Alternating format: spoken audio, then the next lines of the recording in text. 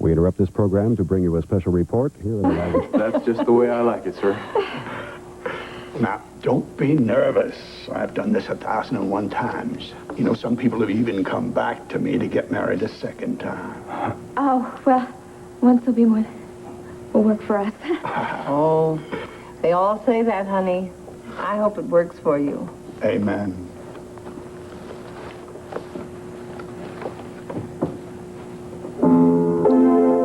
Beloved, we are here to join Cordero Roberts and Tina Lord in holy matrimony.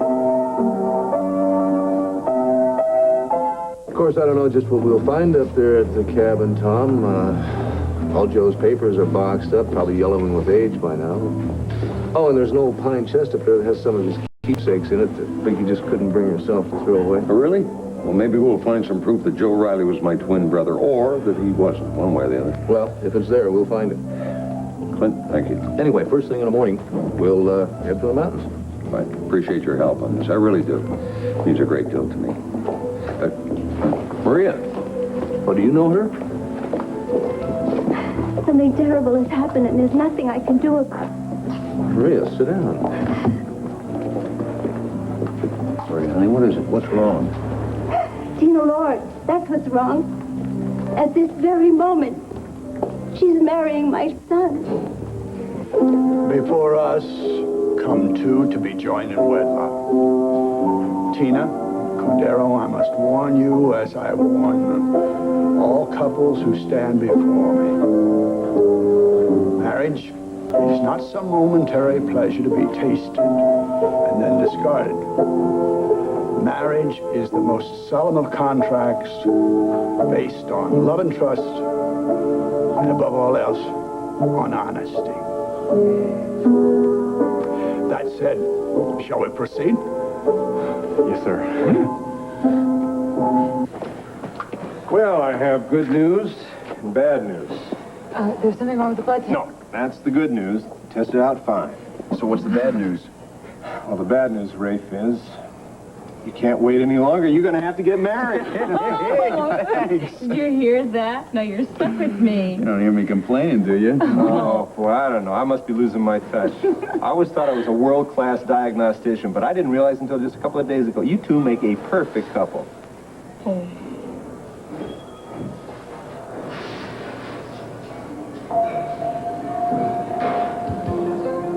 You do know that the police are looking for you about the murder, don't you? Oh, sure.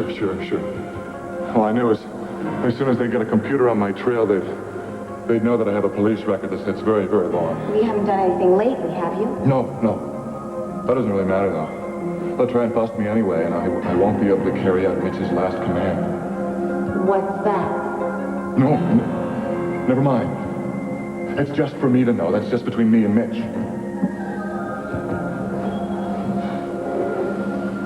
You remember Allison, don't you? Mitch's #1 disciple. Yeah, how could I forget her?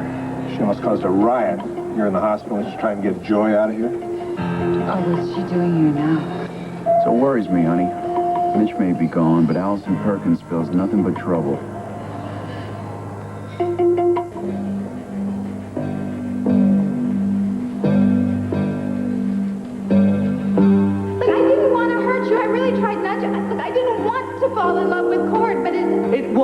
It just happened. You couldn't help yourself. The passion was just too great. Oh, thanks, team. That makes me feel a hell of a lot better. I thought we were friends first. I thought maybe you could at least try to understand. Understand what?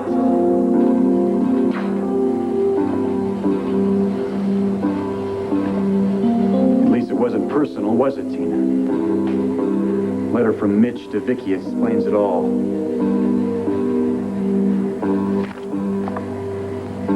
Cordero Roberts is actually the love child of Maria Roberts and your husband, Clint. When Maria was pregnant, Asa paid her off to get Maria out of town and far away from Clint. He doesn't know that Cord is his son. I know why you jilted me, Tina. What I don't know is what I'm going to do about it. I know she roped him into marrying her. But I thought there'd be time to tell him, time to make him realize the kind of woman she really is. Well, that doesn't make any sense. He just recently asked me to be his best man. What? Well, didn't you know about his wedding plans? He asked you to stand up for him? Well, yes. I mean, he doesn't know that many people here in Landview, and we have become friends. Yes, of course. It's only logical that he would ask you. But this sudden change of plan only convinces me that Tina has some secret that she... Well, that's why she rushed into this wedding. It's love, perhaps. Tom, you're just an incurable romantic from way back. But in this case, Maria, I know how you feel about this young lady. Is it Tina, is it? But I also know Cord, and you know. When he makes up his mind to do something, he doesn't let anything stand in his way. not even his own common sense. Well, if he feels this young lady can make him happy, now who are we to stop him, huh? Something's starting to make sense here. Maria's that friend you were telling me about, isn't she, Tom? Yeah, right. From El Paso? Yes. Without Maria, I wouldn't have known I have a look-alike here in Landview. Oh, Clint, I'm sorry, but when I was visiting Vicky, I saw the picture of Joe Riley, and the resemblance was just so remarkable. No, why should I mind? And you're right, the resemblance is absolutely incredible. But I don't share Tom's confidence that Cord is making the right decision. So, Clint, you said you were going to be his best man. Yes, I was doing that for Cord's sake. I mean, I decided to swallow my doubts, and I was going to stand by him. But now I can't figure it. I just can't figure it. I mean, Cord was so excited about having a wedding with everyone there, and so was Tina. What the hell happened to change their minds?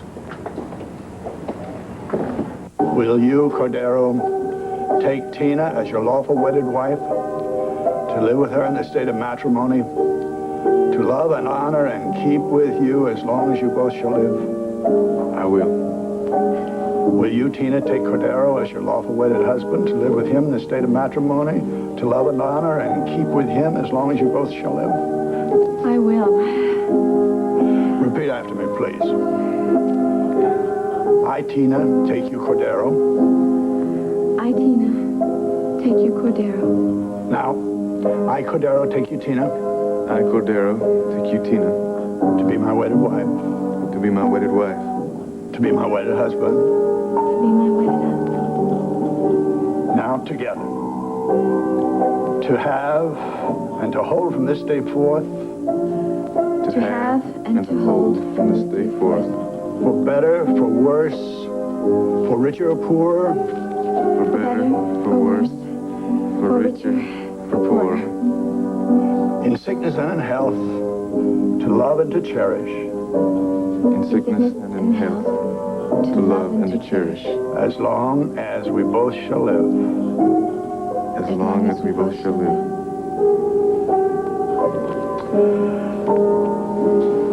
Now, you can exchange rings.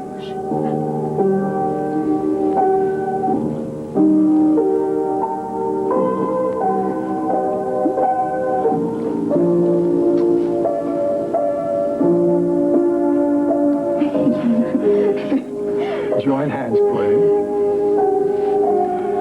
If there be any here who object to this marriage, let them speak now or forever hold their peace.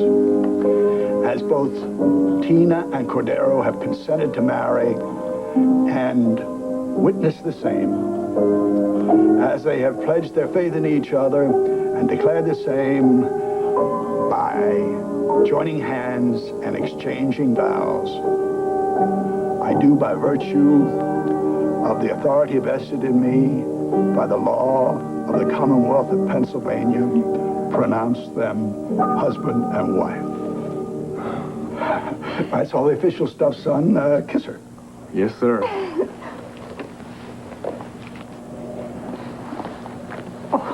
Lamar. Oh, you dear. I always come prepared. Word, we're married. That's it. I mean, Mr. Roberts?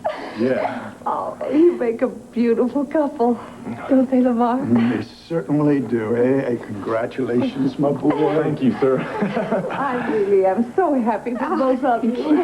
Hold on there, Mrs. Land. How about one of those for me? Well, of course you got Oh, one, too. and I'd like the to kiss the bride. Oh, I'd be honored. Oh, they ask me why I enjoy my work. I tell you right now, I love everything and everybody. Especially this little lady right here. Oh.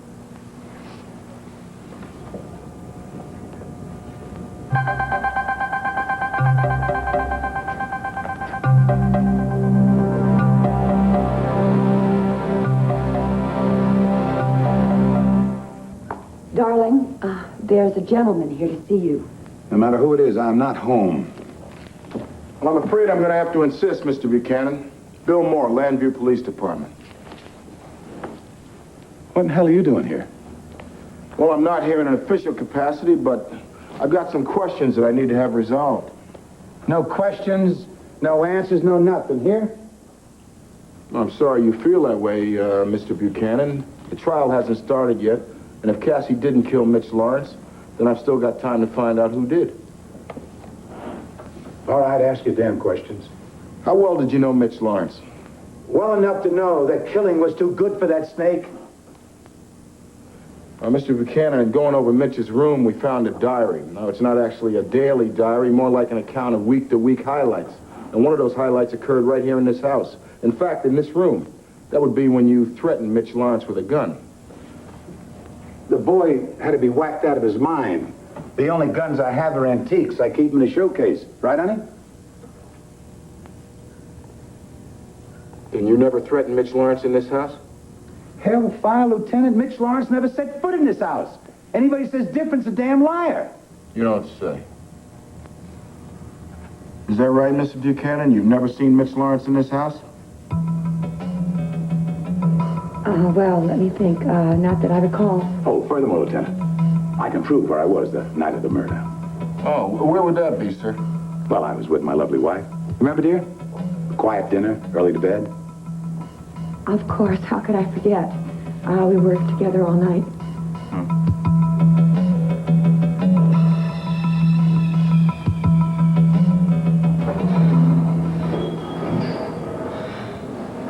I don't think we have to worry about Allison anymore, frankly. I mean, she did help save Cassie. Otherwise, those disciples would have barbecued Cassie and Rob. Allison stopped them? I didn't know that. She didn't stop Oh, them. come on, Rafe. Of course she did. Look, she made the call to you and to John Marshall, right? If it hadn't been, she had to break out of a locked room to do that. Well, obviously, Miss Perkins isn't one of the chosen few anymore. Maybe, but I'm still reserving judgment. You know what? I find it very difficult to believe that Cassie killed Mitch. I'm in agreement with you on that. The detective who's in charge of the case, he doesn't know Cassie as well as we do. Is that Lieutenant Moore? I hear he's a good man. Yeah, I thought he was, but he seems so bent on nailing Cassie as a suspect, even if he's dead wrong. Sounds about as stubborn as you, Rafe. I talked to him about this. 2 cops, 2 different opinions. There's room on the force for both of you. Yeah, well, don't tell me. Tell Bill Moore. Huh? He's the one that treats this case like it's his personal property. No, it's nice to see that these little feuds aren't restricted to the medical profession. Oh, no, you haven't heard anything yet. Wait till you see the china set that I picked up. It better be simple. Oh, it is. In a very extravagant sort of way. Oh, Delilah. Come on, detective. Listen, don't start throwing the china around in the shop. Wait till the honeymoon. Okay. You know? Thanks, Larry. All right, Larry. you guys take care. Bye-bye. Bye-bye. Excuse me, Dr. Wallach. I don't know if you remember me. I'm Allison Perkins. Yeah, of course I do. It'd be hard to forget you. I wouldn't be surprised if you turned around and walked away, but I need a favor. A very important favor. That's not an easy question to answer, Clint. Cordero doesn't confide in me as much as he used to. Excuse me, Maria. I think you two need to discuss this without me. Besides, I want to contact my office in El Paso. Clint, I'll see you first thing in the morning. I'm looking forward to it, Tom. Maria, try not to worry too much about Cora. I think that young man has the kind of judgment you can trust.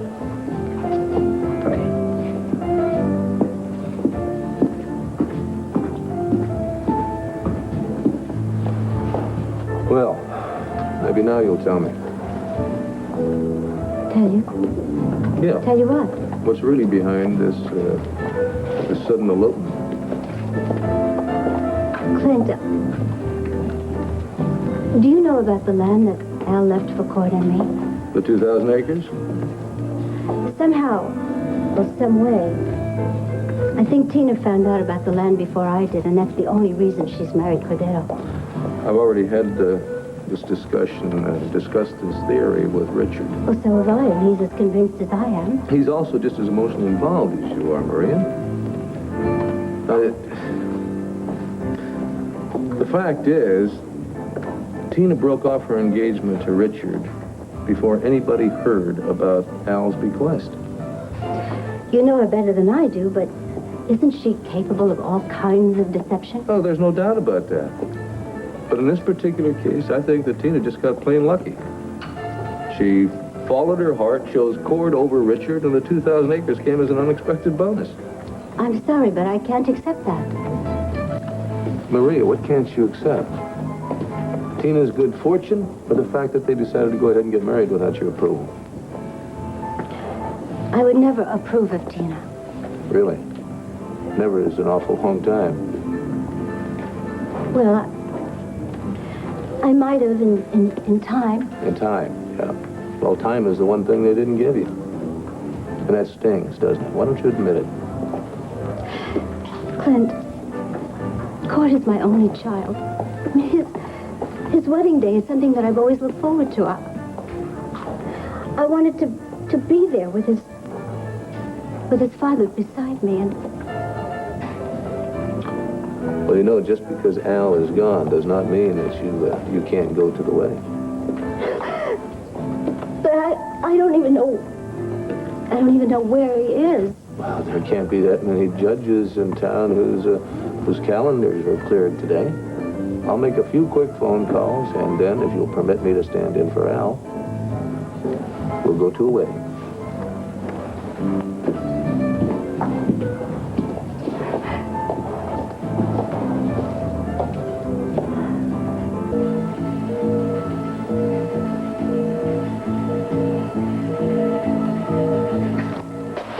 Damn it! There's only one thing left to do. Ellen. Yeah, if I get any calls, tell them I'm gone for the rest of the day.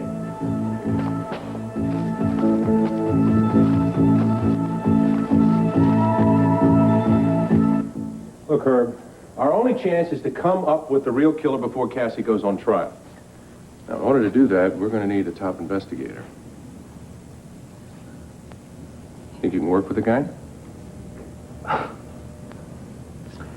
John Russell is the best, and Cassie needs the best. All right, I'll call him right away.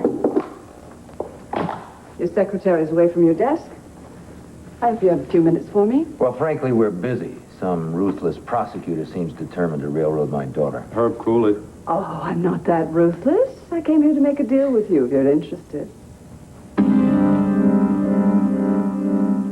Dr. Wolick, I've heard that some of Mitch's ex-disciples are here to get treatment. I can't discuss that with you. I want to help with deprogramming. You do? Yes. No one knows better how Mitch controls people's minds. I feel that his control goes on beyond his death. Well, there's certainly a lot of disciples who are very reluctant to let go. You should see Adrian, Mitch's right-hand man. Everyone thinks he's disappeared, but I saw him wandering around today babbling about some mission that he had to complete for Mitch. What sort of mission? Oh, I would hate to imagine. But Adrian is not the only one that I'm concerned about, Doctor. Who knows how many disciples Mitch may have programmed to do similar missions? In that case, the deprogramming is even more vital. But there's still, I don't believe there's a place here for you, Miss Perkins. Please, Doctor. I want to make up for the things that I've done wrong. Now, Dr. Balsam told me that you needed experienced nurses' aides. Well, yes, but I can't. Listen, if there's nothing for me in deprogramming, maybe I can do something else. He said that as soon as there was an opening in pediatrics, that he would give me a job. I know I'm asking you to take a chance, Doctor, but that's what I need.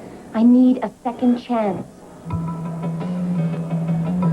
Miss Buchanan, just where was it that you two spent the... You don't hear? I just told you. If you don't mind, I'd like to have your wife answer the question. Well, let me think. We go so many places. So you can't actually say that the two of you were together No. in a murder, then? Huh? Yes, what I'm trying to say... Wait a minute, that does it, Lieutenant. You're making my wife a nervous wreck. We're not on trial. Nobody said you were. Don't play cute with me. You got a warrant or not? If not, take your notebook, your badge, get out of my house. All right. Have it your way, Mr. Buchanan. Excuse me, ma'am. Didn't mean to disturb you. Oh, by the way, don't even think about leaving town.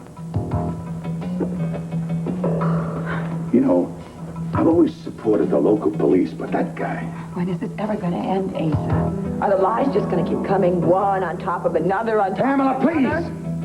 What choice did I have? You always have a choice. Why didn't you just come clean with him? Tell him you've been blackmailed and why. The whole world finds out about Cord and Clint, huh? The world already knows about it. I mean, did you really think you could just strike a bargain with Tina Lord and cover up the truth forever? Who says I'm in cahoots with Tina? Well, try Maria Roberts for one. I mean, did you think she was going to believe about the 2,000 acres suddenly in her husband's estate? She can believe what she wants to believe. She has no proof. Oh, if she doesn't need proof to know that you're a liar. Well, I'm not going to be a liar. I'm not going to lie for you anymore. Wait, hold on. Sweetheart, I mean, what if the tables were turned and you were in trouble? You know I'd be right by your side. The difference is, Asa, that if I were in trouble, I would never ask you to lie. Did I hear someone mention something about lies? Well, it looks like I've come to the right place. Abbott, ever hear about knocking? Oh, please, let's not stand on ceremony, Asa. Not when we both know the score. What score? What in blue blazes are you talking about? Take a look at this, Asa. A little message from beyond the grave. Go ahead, Asa. Read it. Sir, I can't thank you enough. Oh, shall we celebrate by having a glass of sherry in the office? We'd be honored. Shall we go in there? Let's go, but don't forget to sign the register. Oh, we won't. Well, why don't you do the honors? No, ma'am. After you. All right. Mrs. Cordero Oh, ma'am. Roberts. How's it look? Just perfect.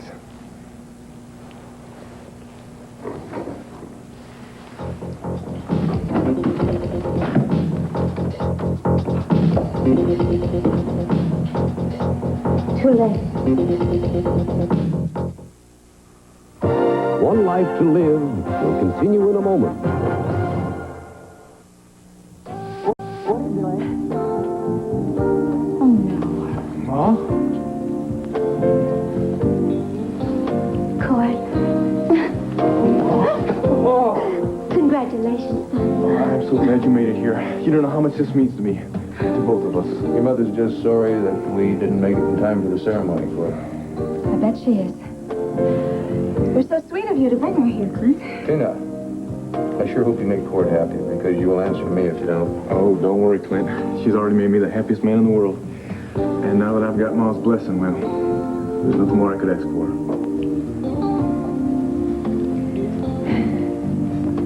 Tina, you look just beautiful. Thank you. If you ladies will excuse us for a second, I'd like to talk to Clint in private. Oh, yes, I'm sure your mother and I have a lot to talk about. So I guess we should decide what I should call you. Should I call you Maria? Or Mrs. Roberts? Or Mom? I really owe you an apology. For what? Well, I asked you to be my best man, and then I changed the game plan on you like that. Cord, all I hope is that when this wedding day is but a distant memory, you and Tina will still be as happy as you look right now. Congratulations, son. Thanks. Well, I hope one day we can be like that. You and me. Don't hold your breath, darling. Wedding or no wedding, I know what you're up to. Allison, let's sit down. You have every right to be suspicious of me. No, it's not that. Listen, we're very grateful to you for helping to rescue Cassie. but I personally find it very difficult to believe you would be objective in your dealing with Mitch's disciples. Because I was one of them? But don't you see, that's what makes me the perfect person for deprogramming. I know all of Mitch's tricks.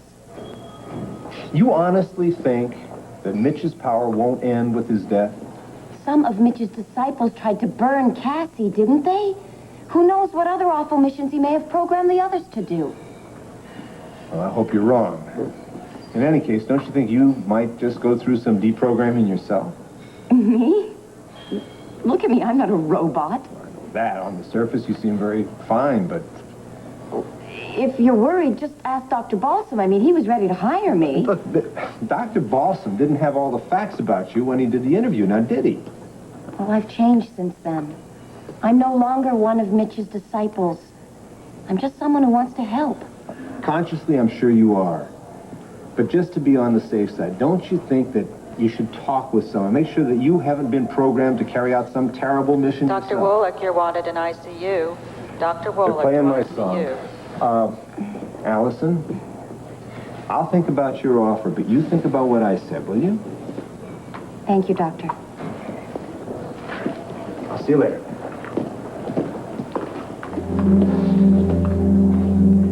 Is it possible?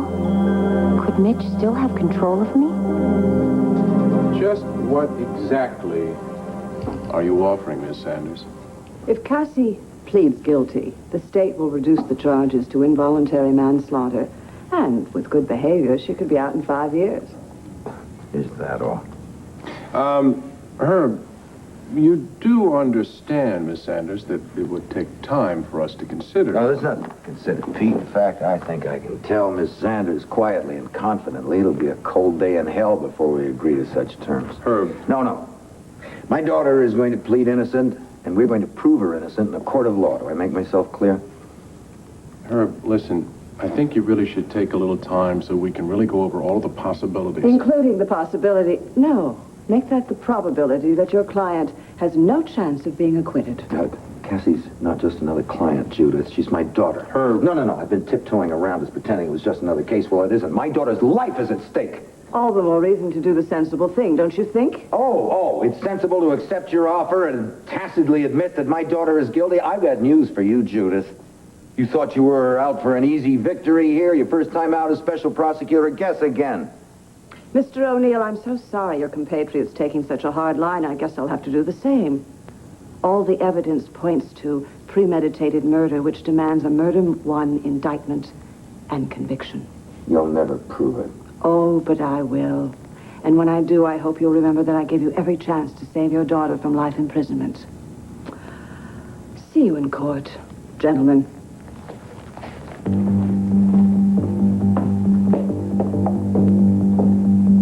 Go ahead and read it, Asa. I don't have to read it. Mitch Lawrence wrote it's a pack of lies. Oh, no. If you're not going to share the truth with Pam, then I will. I have to stand here and listen to what that lying weasel had to say. Dear Vicky, Cordero Roberts is actually the love child of Maria Roberts and your husband, Clint. Get out of this house. I'll have you thrown out. When Maria was pregnant, Asa paid off her mother to get Maria out of town and far away from Clint. He doesn't know that Cord is his son. Damn it, Abbott. That is enough, you hear? You're right. More than enough. Pamela and I do not have to defend ourselves against the fantasies of some egomaniac. Pamela doesn't have to defend herself. And you can't. Now, this letter explains why Tina threw me over for Cord. It also explains why she was able to blackmail you into getting her future husband a rich man. You are unbelievable, Abbott. It is my fault she prefers a young cowboy over a dull newspaper editor. Oh, talk about unbelievable. Even when the evidence is staring you right in the face, you won't admit it.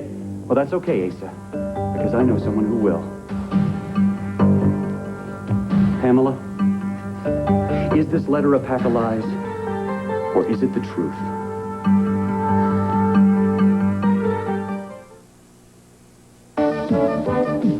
Even if you've believed you'd... Pam, honey, tell the man. I'm going to tell him, Asa. I'm going to tell him the truth, just like I told you I would. The letter is accurate, Richard. Every single word of it. Pamela? Thanks, Pam. Richard. She's getting back at me. Damn, before you came, we had a big fight. She's teasing me. Now tell him. I just did. This is no joke, Pam. You hear? Now, tell Abbott here that you know for a fact that letter is a lie. Pamela! She's told me everything I needed to hear, Asa. Thanks again, Pam. Good night. Whoa, where do you think you're going? I told Clint, and I'll tell you. Cord's too good a guy to become another one of Tina's victims, or yours.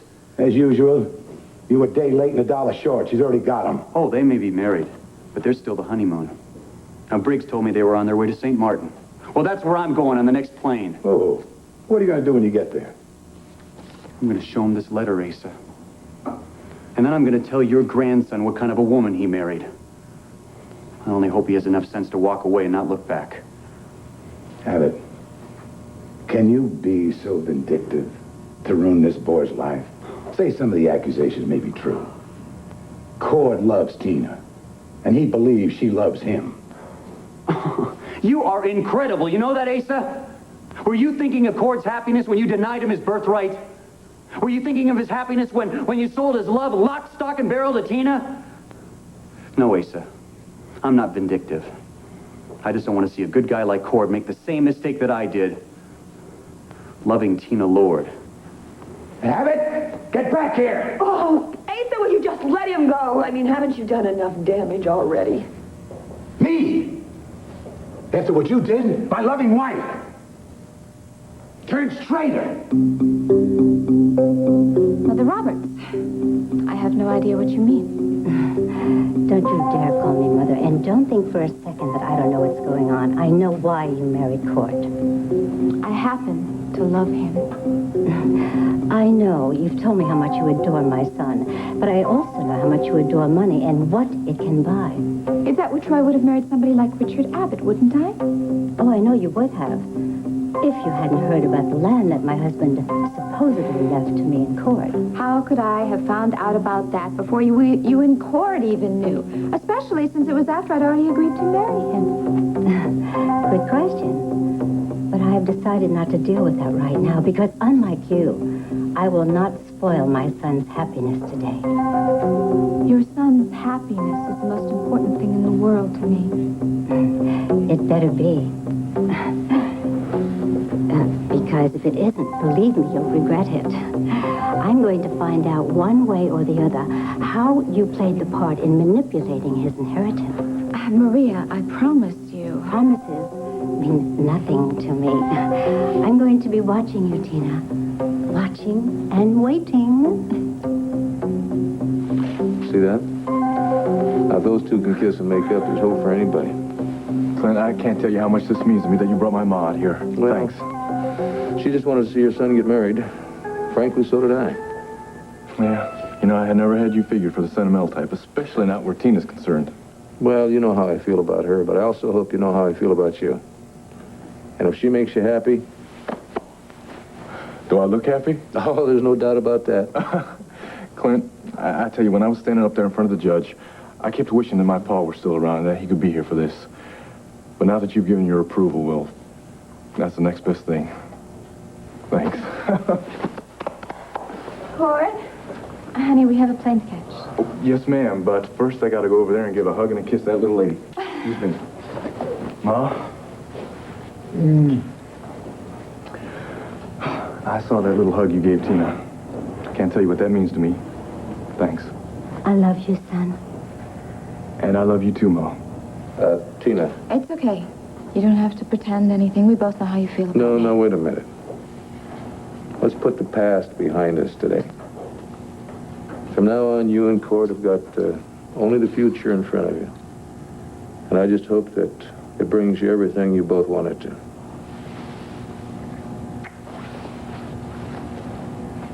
Thank you. All right, well, hey, enough of these goodbyes. It's not like we're going to Mars.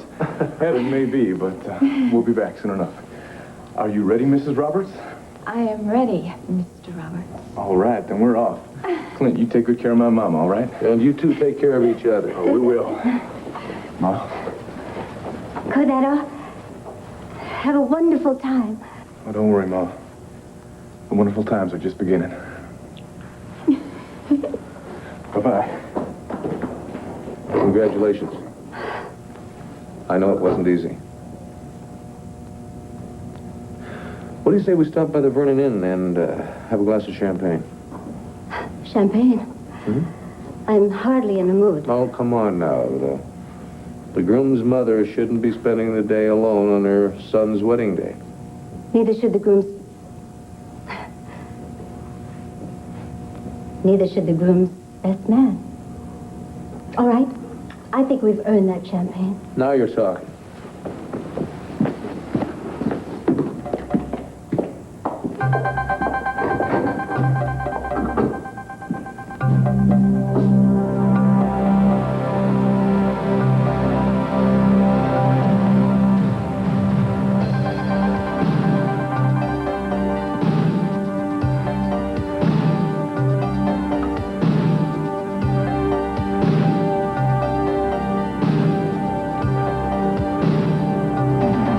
Too bad. I didn't get to kiss the bride. Not yet.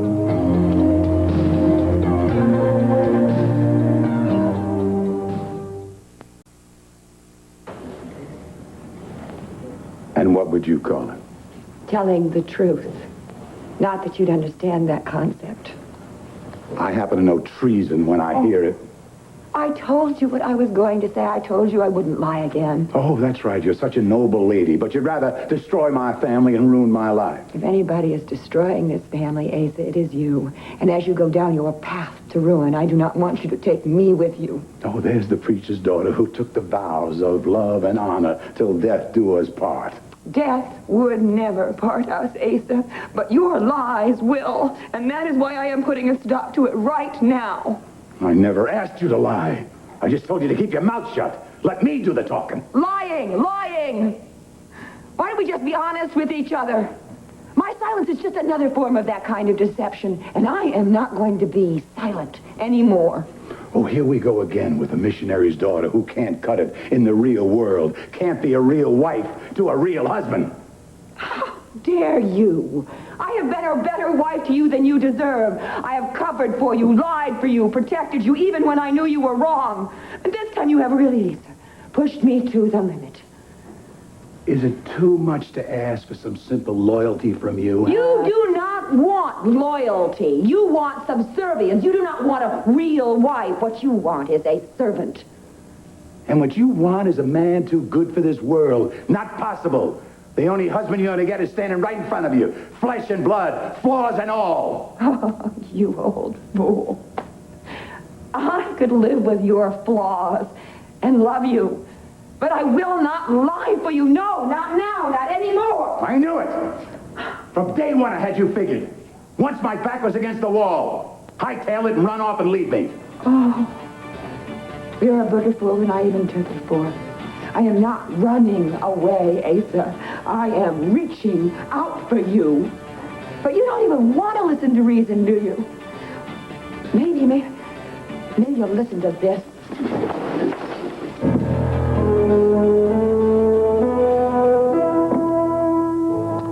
To Cord and Tina. Clint, I'm sorry. Lift your glass and your heart will follow. Come on. May they be a joy and comfort to all of us and to each other. And when we're old and gray, we'll look back upon this day and we'll smile. Bucky, you haven't changed. It's Clint, remember? That's Bucky talking. The boy who always says, and had, stars in his eyes and faith in everyone. Well, for Bucky's sake, I'll drink to Cord and Tina. Well. Champagne. Does that mean the wedding has been canceled? No, it means that the mother of the groom has decided to give the happy couple the benefit of a doubt. Really? Care for a glass? Thank you. Maria, I'm glad you've come around to Cord's way of thinking. Well, I said I would give them a chance. I think that's due to you, Clint. I know how stubborn my good friend here can be. You've worked wonders with her. Well, nothing would make me happier than for Cord and Tina's marriage to work out with his mother's blessing. Oh, thank you. You're welcome. Well, a toast to one of the rarest species here on God's good earth. The mothers of the brides and the grooms. Well, wait a minute. Let's not leave out the fathers. Well, I mean, with Vicky getting ready to have a baby, I'm just planning ahead, that's all. Here's to the fathers. Maria, I thought you were going to give them a chance. Oh, it's not that. It's just that I'm really not much of a drinker. You know what you need? You need to stop worrying about this thing and, like a trip in the country. So Tom and I are driving up in the mountains tomorrow. Why don't you join us? Oh, no, I couldn't. Maria, Clint is right. You don't need champagne. What you need is good, fresh air from the mountains. Well, I appreciate the offer, but I know you two have got things to do up there, and I've certainly got a lot of things to do in town. Like what? Sit in your room and worry about Cord and Tina? Maria, they're married. There's nothing you can do to turn back the clock. I know. So come on. Get your jeans and your work shoes and your hiking boots and come along with us. Maria, you'll enjoy it. Yeah, like the good old days. The good old days. All right. If you insist, I'll come. Why don't you let me do that for you? Oh, I see. You're going to be that kind of husband, huh? Going to treat your wife like a helpless little doll. Oh, no, ma'am. I'm just not going to pass up any opportunity I get to put my arms around her. You make me feel so loved. I almost forget about how your mom showed up at the chapel to give me the evil eye. Now, Tina, come on. My mom said that she's going to give us a chance. Now, why don't you do the same for her, all right? Well, I can promise you this much. The next few days, your mother is going to be the farthest thing from my mind. And what's going to be the closest? Oh, the sun, the beach, the bed, and you. Ladies and gentlemen, this Nice is combination. Captain Royce. The tower is cleared for takeoff. Our next stop will be that jewel of the islands, St. Martin. Who needs a plane? I'm already flying.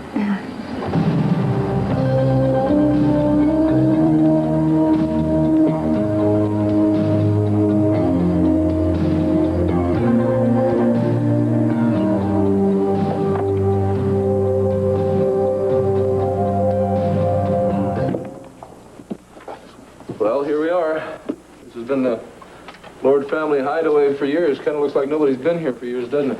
Oh, it's a little dusty, but other than that, it's very cozy and attractive.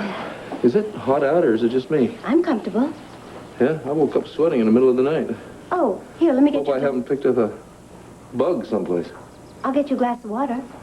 Oh, would you? The kitchen's out there. I'm going to bring down that trunk of Vicky's that has Joe Riley's memorabilia in it. All right. There's a beautiful view up here.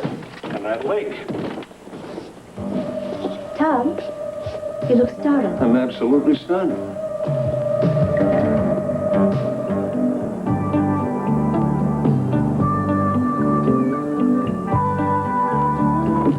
I tell you, I could get used to this.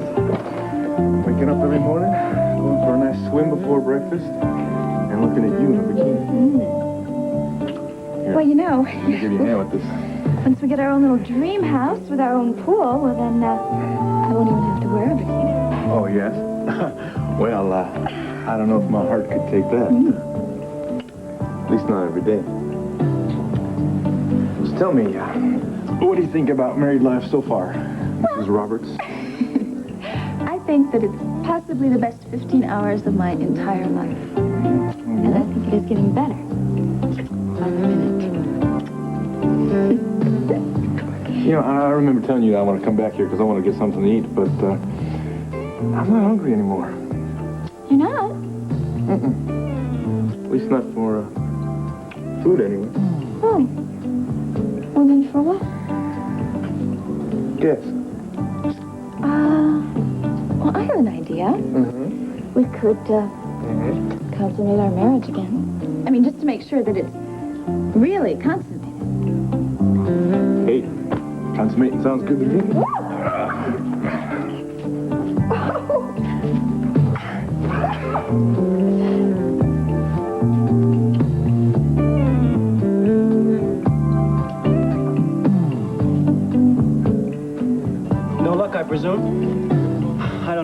friends are staying on the Dutch side or the French side. I'm going to end up owing you more for the phone than for the plane fare. Should I be doing this?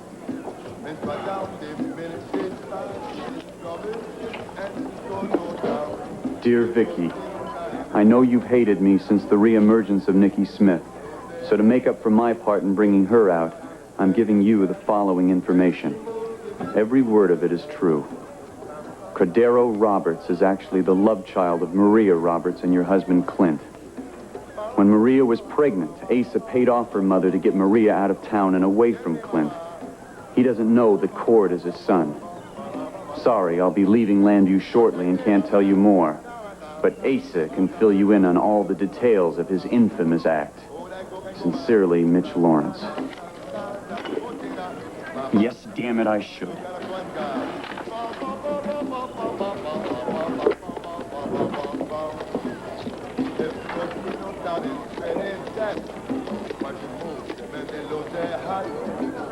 Yes, do you have a Mr. and Mrs. Cordero Roberts registered there?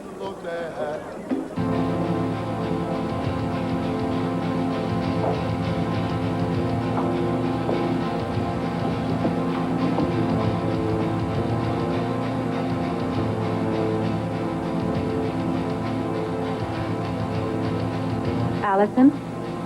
Mrs. Lord. So you've been crying. Are those tears of guilt? Because you falsely accused my daughter of murdering Mitch Lawrence when you know she didn't do it? No, that's not it. I was sitting here... Allison, please. You've got to tell the authorities the truth. Otherwise, my daughter's going to go to jail for a crime that she didn't commit. I was. Maybe not enough, though. So- Maybe he was giving me more. So you contend that you did not willingly leave the Waterside Inn for another hotel? I absolutely had no control over what I was doing. Adrian, this huge guy, and in the state that I was in, they could have forced me to go anywhere. Just try to get away. I did put up a fight, but it was no use. And that's when Mitch came, and they held me down, and they injected me with that hypodermic needle. Yeah, and now you're saying there was another drug. Yeah, a much more powerful one. But I don't remember what it was. It's very foggy. It was like I was in some kind of a dream. You know, Miss Callison, no evidence of any drugs whatsoever was found by the police either at the Waterside or on Mitch Lawrence's body, yet you're asking the court to believe the man was a walking farmer. He had them. Sit down, Miss Callison. Sit down. Now, what happened to you after he gave you an injection of the drug? Well, we went to the bank, and that's where he pretended to be my personal security guard. Was he armed? I don't remember. Now, according to the bank official, Mr. Lockwood, you didn't try to alert him in any way that you were being forced into transferring your trust fund to Switzerland or into taking $100,000 out in cash. I told you I was under his influence and the influence of the drugs. I had no free will. Did you see anyone in the bank at all that you recognized? I vaguely remember running into Delilah Buchanan, but I don't know what we talked about. But you do remember making the transaction. Yes. Vaguely, I do. I was still very foggy, and I remember that a short time after that, we went back to the Waterside Inn, and that's when I began to wonder what I was doing there and when I would be able to leave. What stopped you? Well, that's when he gave me some more iced tea, and he promised that we would go away to Europe together during the rally, and, I remember that I agreed with him. I mean, he made me believe that I wanted to do All right, that. at what point you put on the teddy? I'm not sure. Why did you put it on? Because he told me to. And whatever Mitch wanted, he got. It's because of the drugs. How many times do I have to explain to you, Dad? It's because of the drugs. Alleged drugs. Daddy, you know Cassie, that now I told you at the outset we were questioning you as Judith Sanders might. I am not your father, and Pete is not a friend, all right? I am not lying to you. No. Mitch is the one Honey. that's been accused of a liar. Why would I lie? Honey, I want you to listen to me now. not a liar. Wait a minute, Cassie. That's not true. You lied to Brad Vernon, you lied to your father, you lied to your mother, you lied to everyone when you went to the Waterside Inn to become a disciple. But that was different. Either you are a truthful person or you are a liar. Now, it seems to me you lie very easily to get what you want. Why wouldn't you lie after you killed a man? I didn't kill him. I don't think I did. I hit him once and then he knocked me out. And then you recovered, you hit him again, and you killed him. No, I didn't. I don't remember what I did. I just don't remember anymore.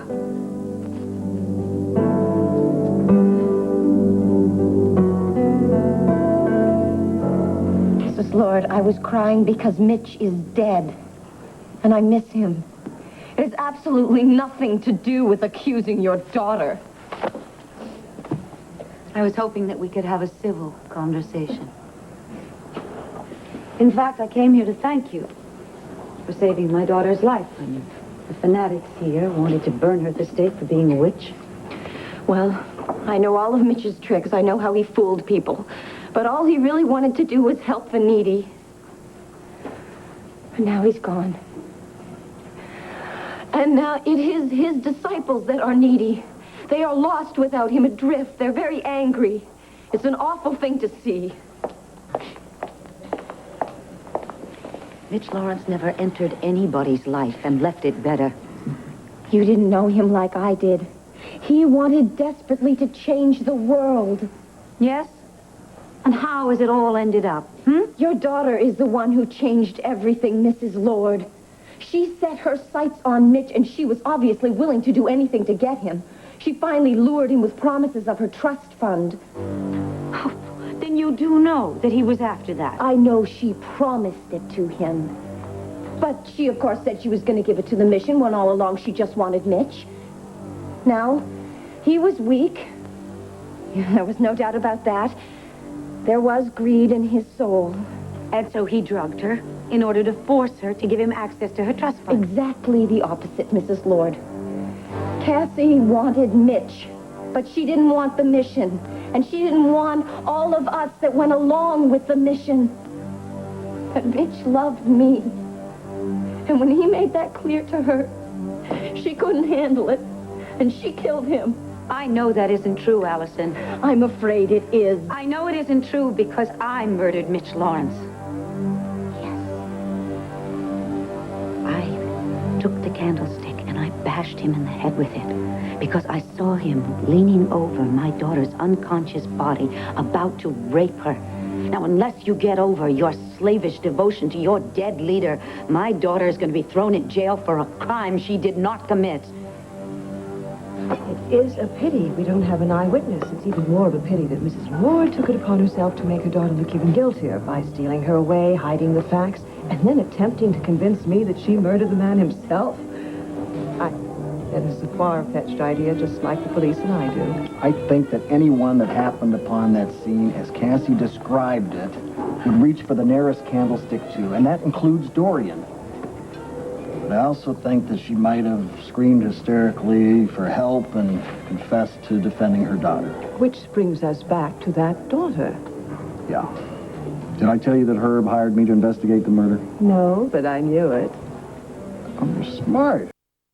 But then again, you've always been too damn smart. And sure of myself. And stubborn. Etc., etc. Why don't we call Charles and he can give us the rest of the list of the unattractive qualities I have? Well, they're not unattractive, Judith. Just kind of inconvenient at times.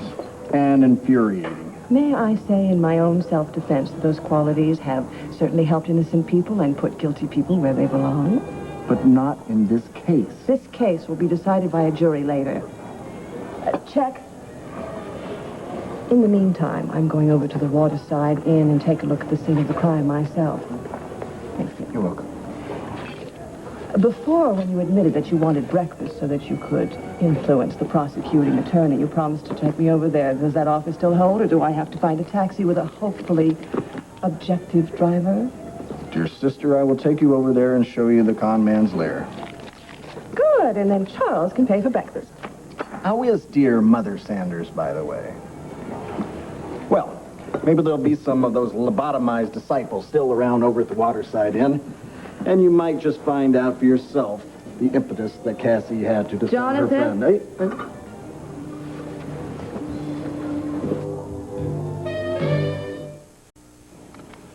Got it. Thank you very much. Any coffee left? You finally get up? Yeah, there's some left in the pot. What time did you go to bed? Dawn. I suggest you take that coffee to another room, because what I'm about to do is going to give you another sleepless night. Does it ever stop? I just found out the hotel that Cord and Tina are in. My plane is already in St. Martin. Yes, I don't even want to know why. And put your hands over your ears. while I make this call.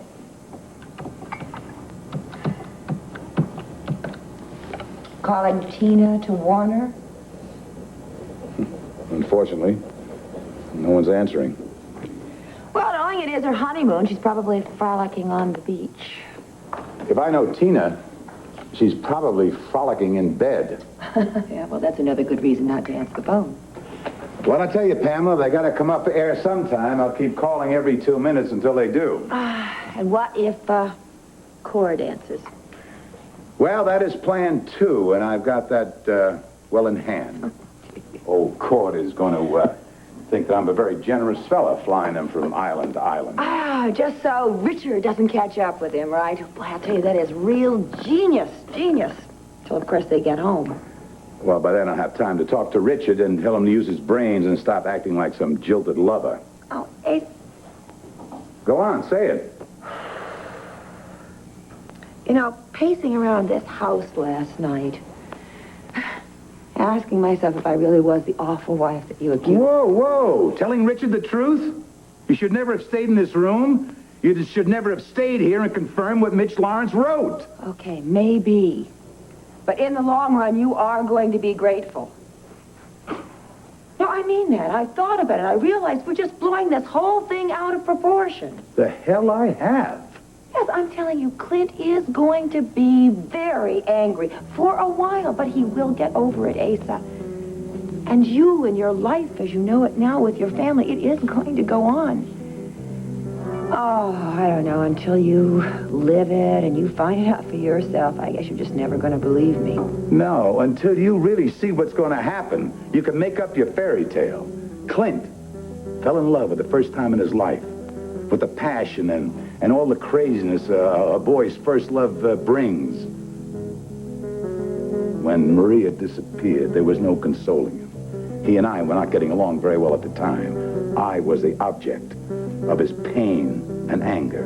And rightfully so. Not that he knew that at the time. I mean, that you spirited Maria away. I'm going to lose Clint this time. I know that in my heart, not my brain. What am I talking about it for? I better do something to prevent it.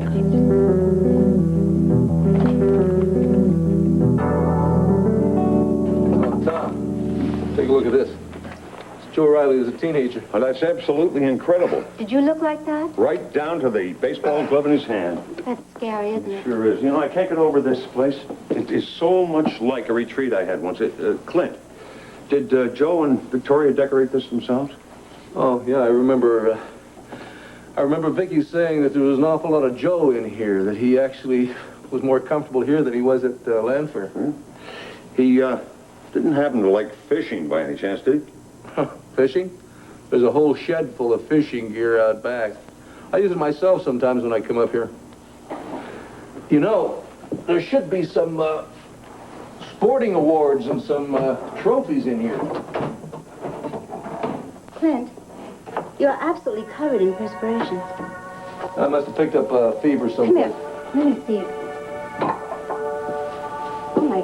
You're just burning up. Hey, buddy, what do you say we get you to the local doctor? No, okay? We can look at this stuff later. It'll pass. Here, Tom, take a look at that. That's Joe and Vicky. The last picture was taken before Joe got sick. Joe Riley's resemblance to me is absolutely uncanny. I don't want to push this thing too far, but Victoria looks familiar to me. Wait, are you going to say that you went with a woman who's identical to Vicky? No, it isn't that. It's just that I've seen her somewhere before, and I just can't place her. Wait a minute. The airport. When we came in, I saw her. That was it. She looked at me. She was absolutely shocked. Couldn't take her eyes off me. I took Vicky to the airport just a couple days ago. If you two ran into each other, I can imagine her reaction. It was her. I'm gonna get some more water. Oh, are you okay? Yeah, I just stood up too fast. I'm fine. You know, Clint and Vicky are so close, it's hard to imagine that she was equally as close with Joe. Yeah, Clint told me that if Joe hadn't died, Clint and Vicky would never have gotten together. Over here. Oh, newspaper clippings. Oh, stories. Stories written by Joseph Riley. Oh, how about that? I wonder if he has the same writing techniques.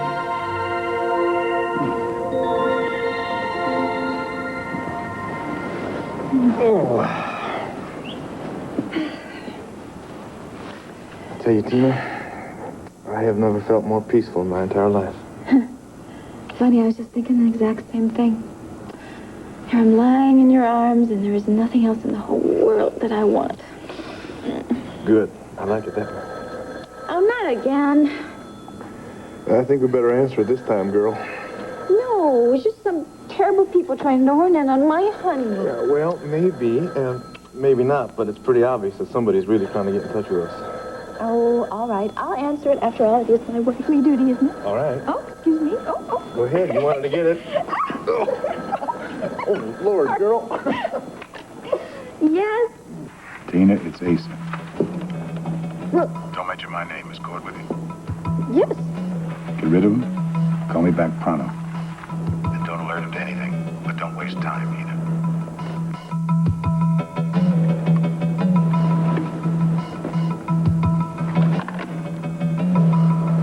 Honey, what is it?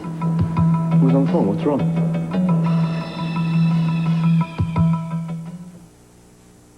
Mom, do you think You did not kill Mitch, Mrs. Lord. How do you know that? Because I saw you downstairs here during the rally. You saw me here part of the time. You didn't see me slip up the stairs to go search for my daughter. I don't believe you. This story that you have made up about how my daughter killed Mitch in a fit of jealous rage is exactly that. A story. It's a fiction. What I know is fact is that you loved Mitch. You were jealous. Everything was fine until Cassie came here. But that doesn't mean that she murdered him. And you certainly did not witness my daughter murdering him. What you do know is that Mitch was drugging her, and that even now my daughter is a bit confused about what happened that night. And that is why I got her out of here without telling her or anybody else that I had murdered Mitch to protect her. I did not want either one of us connected with this murder. I admire your loyalty, Mrs. Lord. But I'm afraid it only serves to convince me even more that Cassie is guilty.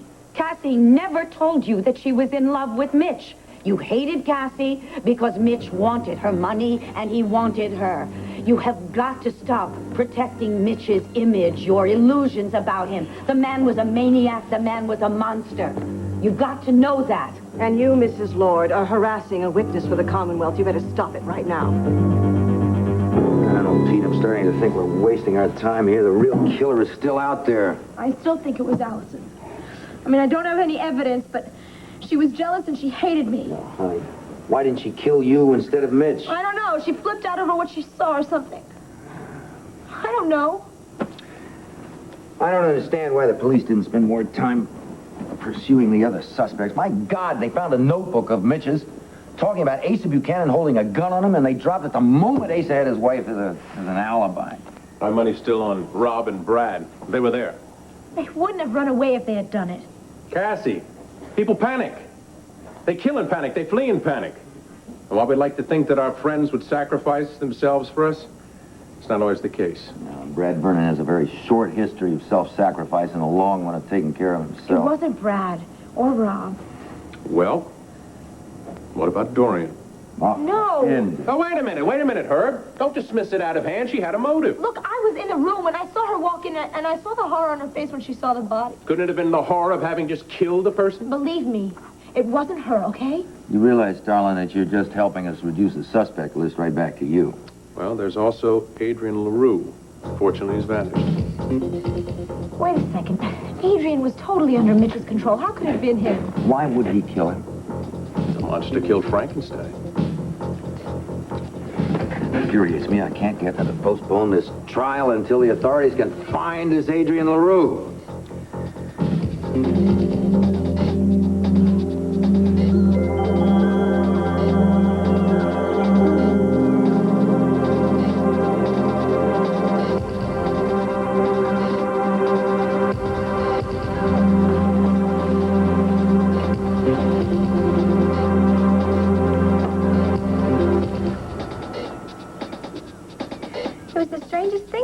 Started yelling at me, telling me that I was late to meet him at breakfast. You know, at first I thought, well, maybe I was, but then I realized, of course, it's the wrong number, so I just hung up. Well, if he calls again, let me talk to him. Maybe I'll go to breakfast with him. Oh, yeah. Listen, Gordon, I'm kind of hungry. Would you mind going out and getting me just a little something to eat while I take a shower? All you have to do is call room service. Where'd you put that menu? Oh, no! Gordon, my sunglasses. I think I left them at the cabana. You know, those ones I really liked, they were really expensive. Well, just relax. I'll just go out there and check. Maybe one of the guys at the hotel picked it up, all right? That'd be great. And then we can eat when you get back. Yeah. I wouldn't argue with you. Not on our honeymoon. Be right back. Okay. Oh, don't take too long looking at all those other women in those bikinis.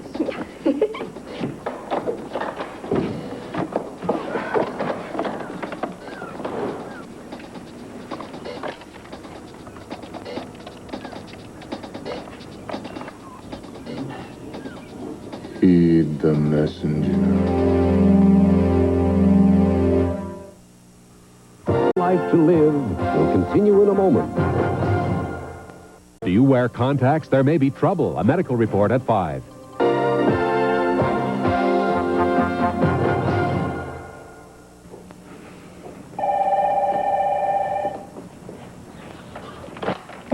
Asa Buchanan. Asa, it's me. What on earth is going on here? Big trouble for both of us. You don't do exactly what I say. My personal jet is sitting at the St. Martin Airport. Take you and Cord to another island. But why? Just get on the plane immediately. Don't tell anyone where you're going. I don't make up any damn excuse. That kid's so starry-eyed he won't care. Asa, would you just tell me why this is necessary? Why? Why do you think, Tina? My little secret is going to blow up your new marriage. Who found out? The last person in the world you'd want to know. Hello? Hello? Tina? Tina? Operator. Hello?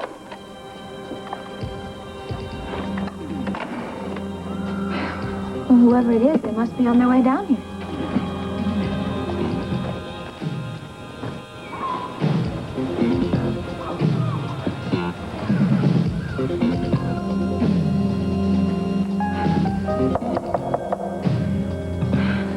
Oh, Cord, honey, that man called again. I'm so scared. I don't know. Good morning, Tina. Oh, excuse me, Mrs. Roberts. Oh, your husband isn't here? What are you doing here? I came here to look at the scene of the crime, and I find you committing one.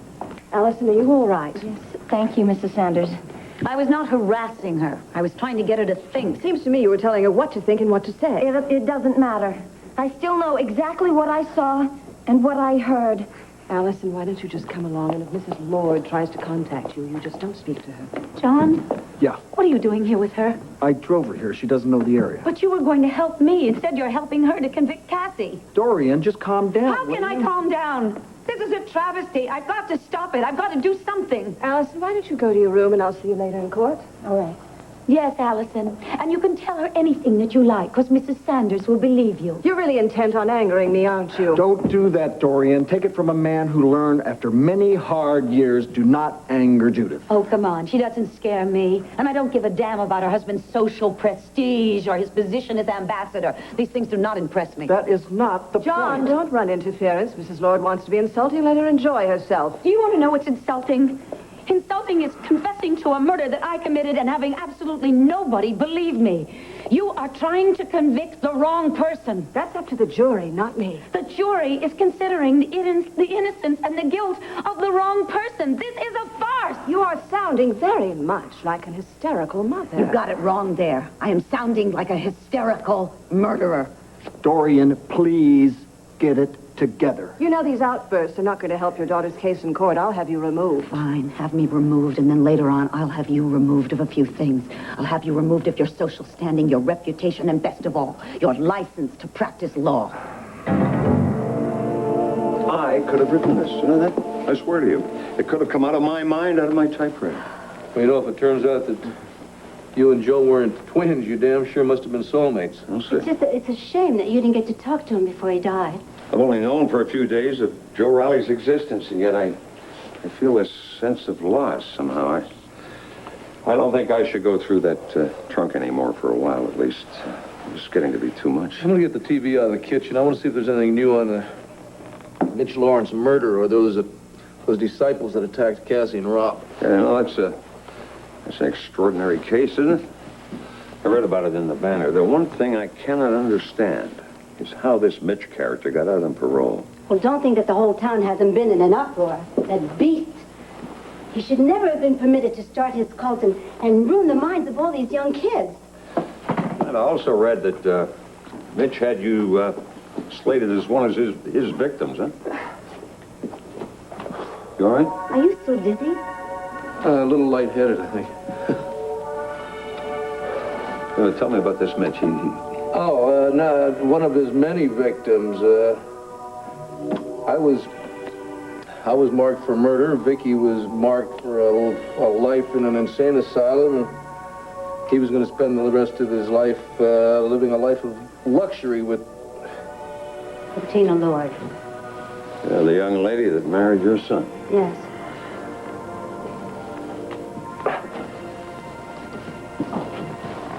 And as the various parties get ready for the trial today, psychiatrists and deprogrammers are hard at work, attempting to probe the psyches of the many young disciples who fell under the spell of Mitch Lawrence.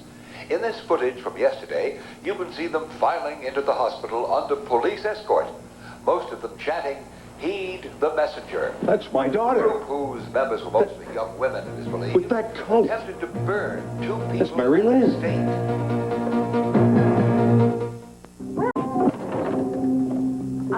I will. Once I get my voice back. Well, I tell you, Tina, I just couldn't stand not knowing whether Cord was making you happy or not. So I thought I'd fly down and see for myself. Oh, and to share this with you. What's this? A little note from one of your former lovers. Oh, you remember Mitch Lawrence, don't you? You know that crazy guy with the devilish smile?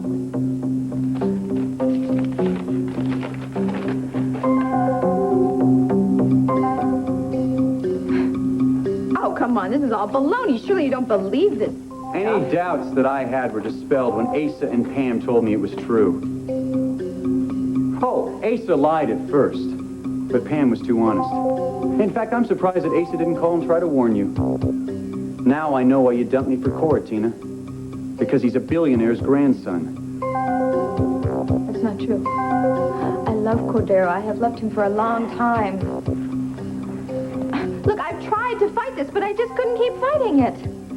Oh, you stopped fighting once you found out Cord had more money in his background than I have in mine. You are the gold digger that Clint and Vicky said you were. You are a lying little manipulator. And you know what, Tina? This is one round you're not going to win. Richard, you're mad, and you are hurt, and you are very jealous, so please don't do something that you're going to regret. Like what? Please. Please just leave before Cord gets back here. Tina, it's Cord I'm here to see. Expect the doctor. Good. Yes, thank you. He's at the hospital making the rounds, but the secretary said that she'll beep him. Yeah, Dr. Jenkins is just going to come over, tell me I have a fever, tell me to take 2 aspirins, drink a lot of liquids, and get some rest. Oh, I don't think so. I think he's going to prescribe an antibiotic. Now, something is causing this fever. I just hope I haven't picked up some bug in the jungles there in Vietnam. Oh, my God, I forgot. You mean it could be a parasite? That would take a little while for it to go into effect, wouldn't it? Oh, here.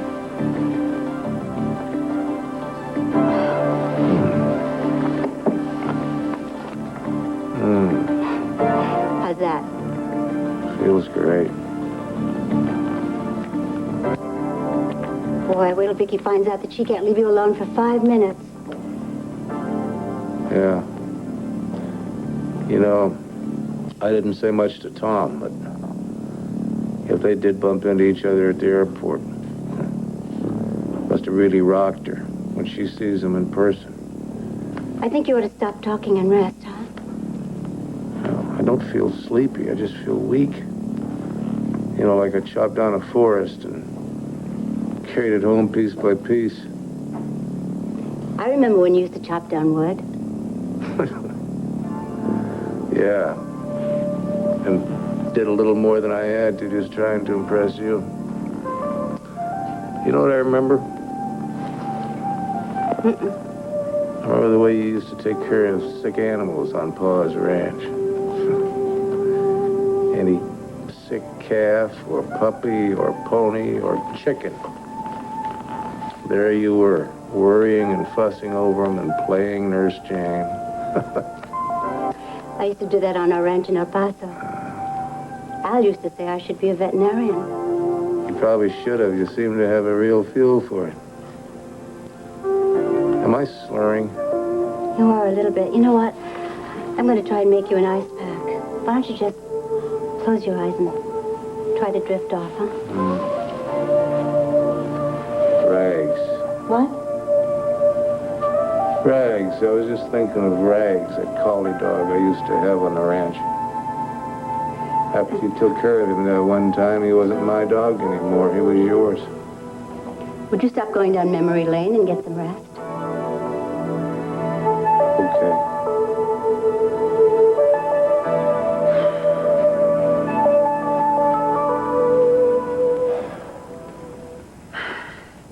Why don't you just go to the office? I'm not going to spend my last day on this earth in my office. Oh, so now he's got paranoia? I mean, what is your fantasy? Clint's going to burst in here with a shotgun and start shooting at you? I don't care what your opinion is. Keep the sarcasm out of it, Pamela. And why the hell doesn't Tina ever call me back? Because she's probably hustling that poor boy out of the bedroom and into a plane. Or maybe ran into Richard in the lobby. Or Cord might be on the phone to his mama. Or his father. Asa, it is out of your control now. You've done everything you possibly can. You're just going to have to accept what comes out now. You know, Maria once said the secret was in the hands of fate with leaky seams. I fought it then. I'm going to fight it now. Now, just by chance, if Tina and Cord miss Richard, I will still be fighting. And if they connect, you're still going to survive.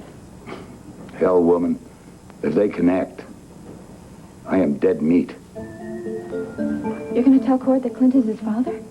And that you knew about it, and that's why you married him. And you can't do that. Don't you realize you were going to tear this whole family apart? Clint is never going to be able to forgive Asa. Asa shouldn't be forgiven. And that's not really your concern now, is it, Tina? So stop pretending. I'm not pretending. These consequences to this could be awful. Oh, for you, mainly. But Cord, he'll be saved a life of deceit. He's a decent man, Tina. Much too decent for you. I love him and he loves me. We're happy together, all right? I didn't start this secret, you know, so why should I have to pay for it? Oh, you didn't start it, but you kept it going. And why? So that Cord could suddenly inherit 2,000 acres of prime Texas real estate. How convenient, Tina. How lucky for you that Asa is so susceptible to blackmail. But Cord deserves that. Because he was deprived of the Buchanan riches that he deserves. Oh, just like little Tina was deprived of all the money that came with the Lord name? I mean, that's your favorite theme, isn't it, Tina? I mean, one way or the other, you're going to get what you think that you deserve. But there's a catch to it. It's got to be through a man, right? I mean, God forbid you'd actually ever have to work at anything in this world. You go ahead. You call me every name you want to, okay? You can go ahead and hate me. But you think you're hurting just me? You were going to kill Cord.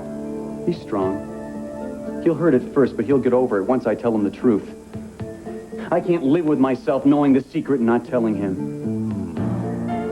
Would this be burning at your conscience so much that you wouldn't be able to get back at me? Yes, it would. My motive isn't revenge, Tina. That's just a gratifying little side effect. Oh, he's back. Should you get it, or should I? No, Richard, please don't. Please, Richard, I'm begging you, don't. Save the begging, Tina. You're gonna need it for Cord. Richard,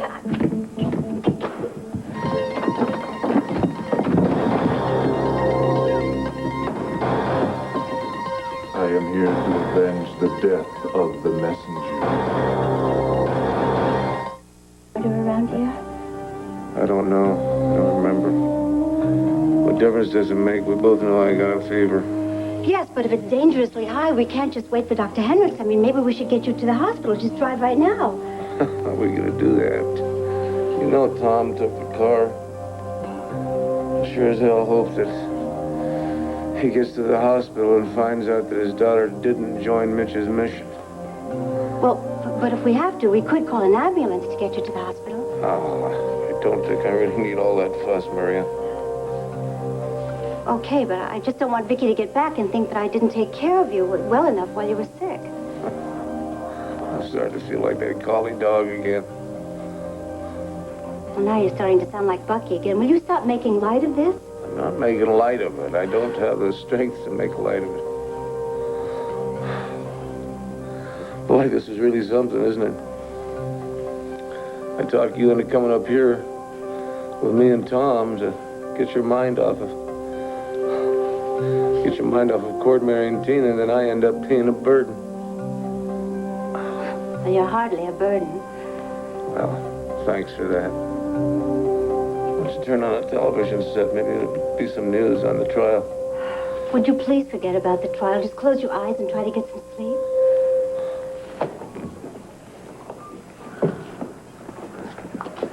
I guess you're wondering why I invited you all here today. I can think of better places to have a party. I just wish the jury would file in so I could look them in the eye. What are you going to do, stare them down?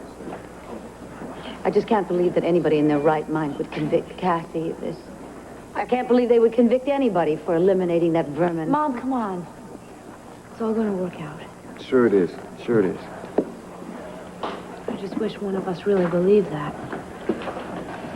Look, if you can win the jury over in that opening statement, and Judas Sanders is going to have to fight like hell to get him back. Yeah, but only if the jury's willing to believe in brainwashing and in mind-bending drugs will they accept Cassie as a victim.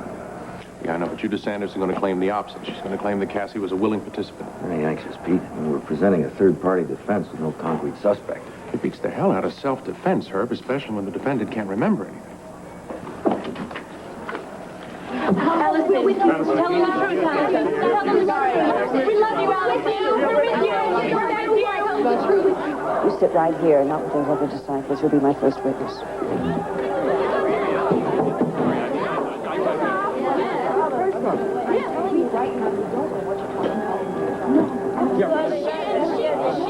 No, not now. As a matter of fact, I'll be up going rounds in about an hour. No, you're not looking at a ghost, Dr. Woolley. My name is Tom Dennison. You look so much... Yes, I know. How do you do? Right. Thank you. All right, sir. Your daughter's on her way. Now, despite your optimism, I think you better be prepared for a shock. I'll send this blood sample to the local lab, Clint. But if your guess is right, and this is something that you picked up in the jungles of Vietnam, well, we'll just have to send it elsewhere. Doctor, how long will that take? Well, could be a week or so. But in the meantime, I'm leaving a broad-spectrum antibiotic here. Now, take one every 4 hours, starting now. Okay. Will these pills do it, Doc? Hopefully. 103. Oh, I knew it was high. I'm going to leave this thermometer with you, Mrs. Roberts. Now, you take his temperature every hour. And if it hits 104, call me immediately. All right, thank you. Now, Clint, try to get some liquids down. Juice, water. Oh, and the ice bag's a good idea. Okay, is there anything else that I could do? Well, alcohol rubs on the chest and arms and legs will help. And, of course, aspirin every 4 hours. Okay? Thanks for coming by, Doc. Nice to have met you, Mrs. Roberts. Now, call me tonight and give me a report. Oh, believe me, And, if you have any questions or get nervous, just call me. I will. Thank you so much. Thank you. Goodbye. Bye.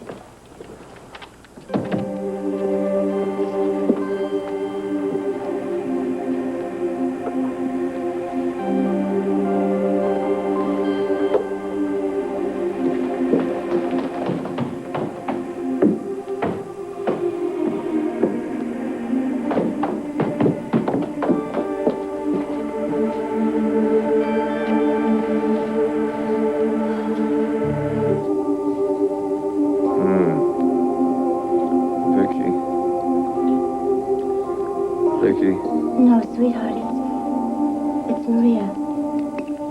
Now you be quiet and just go to sleep, okay? God spoke to Brother Mitch, and Brother Mitch spoke to me. He said that if he should die, you must die too, Tina Lord. But I didn't kill him.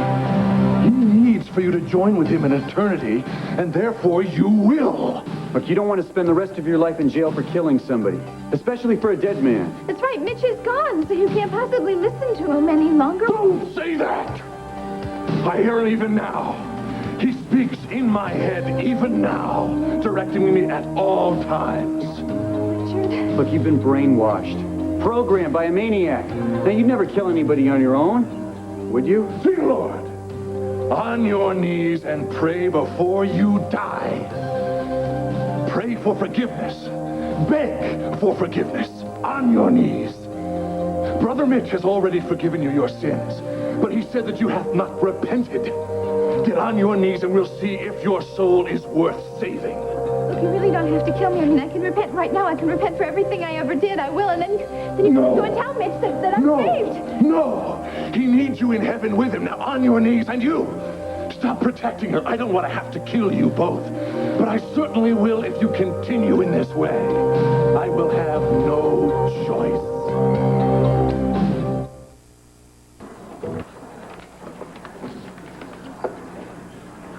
Madam Prosecutor, are you prepared with your opening statement? I am, Your Honor. Ladies and gentlemen of the jury, we're here to decide a question of guilt or innocence. A man was murdered. In life and death, this man was a very controversial figure. Some thought he was a saint, some a demon. But saint or demon, he was murdered. And in the next few days of this trial, I would like you to keep in the forefront of your mind that heinous death, not the refutation of the victim. The prosecution believes that Cassie Callison entered the Mitch Lawrence Mission for the Homeless to find out why her good friend Joy O'Neill chose to live there, despite the fact that Mitch Lawrence had been convicted of her father's death more than a year ago. Cassie Callison suspected there were wrongdoings and said that she was going to, in a testimony when she was arrested, root out all the drugs that Mitch Lawrence might have been using on her friend and close the mission. Bear in mind the fact in the next few days that the police never found any drugs on the belongings or the premises or the body of the deceased Mitch Lawrence. Nor did any disciples from the mission come forward, except for one, and testify that there were drugs being used. Now, Cassie Callison did help her good friend, Joy O'Neill, leave the mission, but she chose to stay behind. Now, why would she do that? The Commonwealth contends that Cassie Callison was dedicated to Mitch Lawrence, but not just spiritually. That she was, in fact, in love with him. Can't you open it to us? The defendant had access to a $3 million trust fund, which we will prove she offered to Mitch Lawrence and willingly transferred from a Landview bank to a Swiss bank account, and that she purposely misled those that were close to her as to her whereabouts several days before the murder. And we will also prove that when she discovered that Mitch Lawrence would not leave town with her, she picked up the candlestick and hit him, not once but twice. The second, a savage blow that crushed his skull, and he died instantly. And then the defendant's mother came into the room and helped her daughter wipe away the fingerprints and erase all evidence of Cassie Callison being in that room, took her home, hid her until the police came. Ladies and gentlemen of the jury, this crime of passion cannot be left unanswered. The Commonwealth asks you that you find Cassie Callison guilty and charged with murder in the first degree. I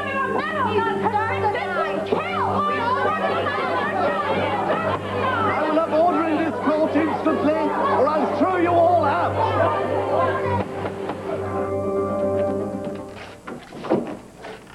There, come on in. Daddy. That's right, sweetheart. It's Daddy. Hey, Lynn. What has happened to you? What's happened to you? I became my own person, Dad. By heeding the messenger. I'll leave you two alone. The messenger? The messenger? Did this messenger tell you to lie? To say that you were at summer school or college when you weren't? Did he tell you to ask me for money so you could turn it over to him, is that it? I knew you'd be mad about this. I knew that you wouldn't understand. Tell me something, honey. What did he do? What did he preach? He preached lying? Is that No. I just did what I had to do so that you wouldn't cause Mitch any trouble. it? All right, I want to ask you something else. Just how did this charlatan become so important to you? I went to the mission after some friends told me about it. Mm-hmm. I found a purpose in life. Oh, Dad, for the first time ever, I felt important. I see. I was doing worthy things for people. Your purpose in life was to get an education and then do something worthwhile. Now, I don't believe you mean what you're saying here, so just drop it, okay, and get back on track. I am on track. I'm finally my own person. Not what you want me to be, or what someone else wants. Your own person? You sound like a damn automaton. I opened my soul to the truth, and the truth entered through the teaching of Mitch the messenger. Mary Lynn, you tried to kill 2 people. I didn't think that was the right way to punish Cassie. And I don't think Mitch would have wanted that either. But maybe so. Listen, honey. Now you listen to me. You listen to me. This Mitch doesn't mean anything. Not a thing. You don't owe him anything. He doesn't mean a thing, dead or alive. Do you understand? You have a mind of your own, a conscience of your own. Okay? And you know right from wrong. I taught you right from wrong. Daddy, stop it! You're hurting me! We're going to get a lawyer, and we're going to get you out of here, honey. Help! Somebody help, please! I want my family! I want my real family! Stop it! Help! Hey, come on. What's going on? I don't want to see him anymore. Please, I want my real family, please. You go in here with Barbara, and she'll take you back to your room. Look, I tried to warn you, Mr. Dennison. I mean, we're talking brainwashing. Doc, I want the bottom line. Now, did that Mitch, whatever his name is, did he make a follower out of my daughter by taking her back? Did he? You're gonna have to kill me to kill her, Adrian. Now, you don't want to do that. One or both. It doesn't really matter. Tina Lord, are you going to pray or not? Get out from behind him and answer me. Are you going to pray or not? Yes or no? Yeah. Sure, I'll pray. Dear Lord, please forgive me for my entire life. You're right, Adrian. No reason to kill me, too. Richard! Hurry up! Yes, dear Lord, please forgive me for everything I ever did wrong, and please, God, please, spare me. Sweet Lord, please save me. Please, somebody help me. Please, somebody help me.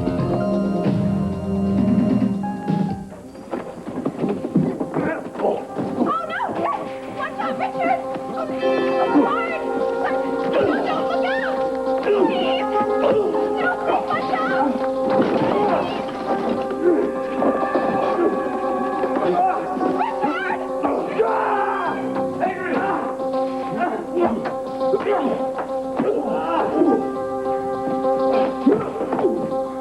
What the hell is happening here? Mitch said that I thought Mitch was dead. My Richard's bleeding like crazy. It's all right. It's bleeding a lot, though. Yeah, this is room 12. Yeah, get me an ambulance and the police as soon as you can.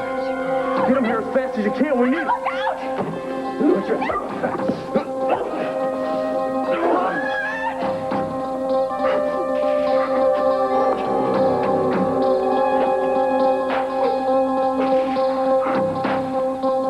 Dennison, why don't you sit down and I'll pour us some coffee? No, thanks. No coffee, thank you, Doctor, but I would like an answer to something. Now, tell me, did this Mitch character have sex over at this inn with any of these so-called followers? All right, there was some, yes. I don't know if your daughter was involved. Now, a lot of the other female disciples talked about it.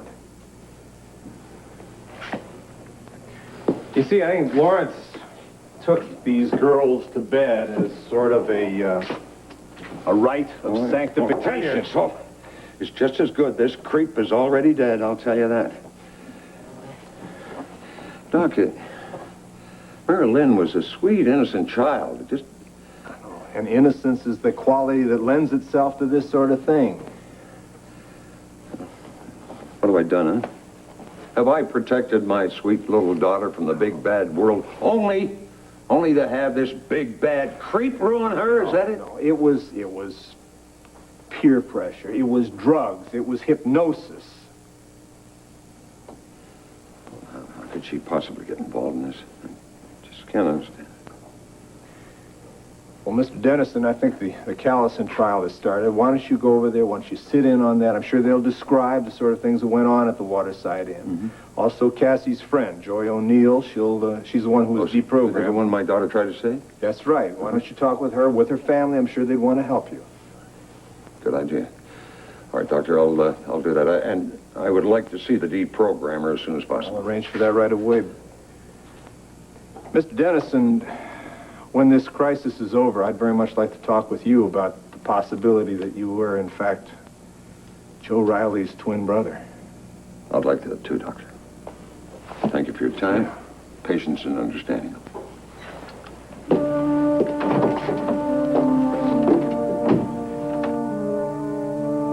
Despite the prosecution's contention that we are here only to try the defendant, it is naive to believe that the reputation and character of Mitch Lawrence, the deceased, should have no bearing on this trial.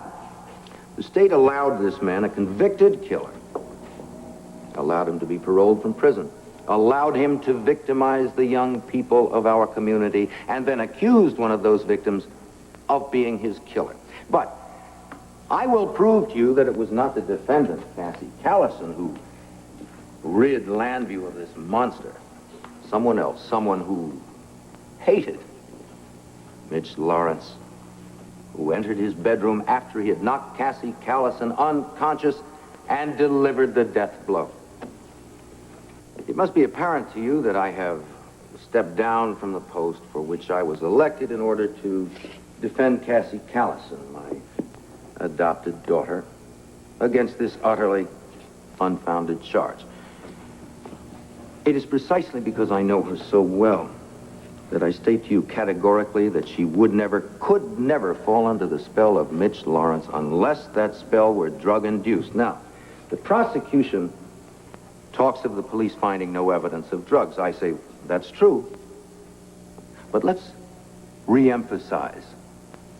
The police did not find any drugs, that's all. Some of you have children. You must be aware that there are young minds that can be, manipulated into blind faith, but you're also aware that there are others that cannot be. They must be numbed first.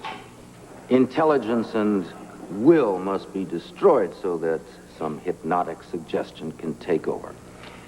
Iced tea.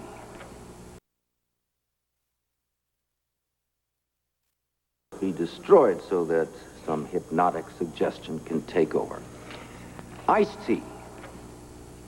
Iced tea flowed at the Waterside Inn. In fact, if every disciple of Mitch Lawrence were placed under oath in this courtroom, they would have no choice but to attest to the fact that they were required to drink several glasses of iced tea every single day. Why would Mitch Lawrence require a certain beverage, one that had no stated religious significance, unless he were lacing it with some kind of mind-bending drug? He never drugged us! You're lying, counsel. We were disciples. Order! Order, I say! I'm calling a 5-minute recess while the sheriffs clear the court of demonstrators.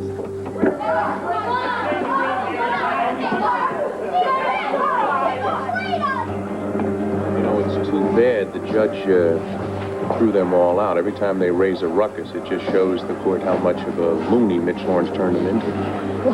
Are they going to worship him forever? I don't know. I'm just glad Joy isn't here. And I mean, in her condition, I don't know what it would do to her. Alice, you all right? I'm so ashamed. Of what? The others. We used to be an army of God, and now they're no more than a mob. You sound very bitter. Are you sure you don't want to change your testimony?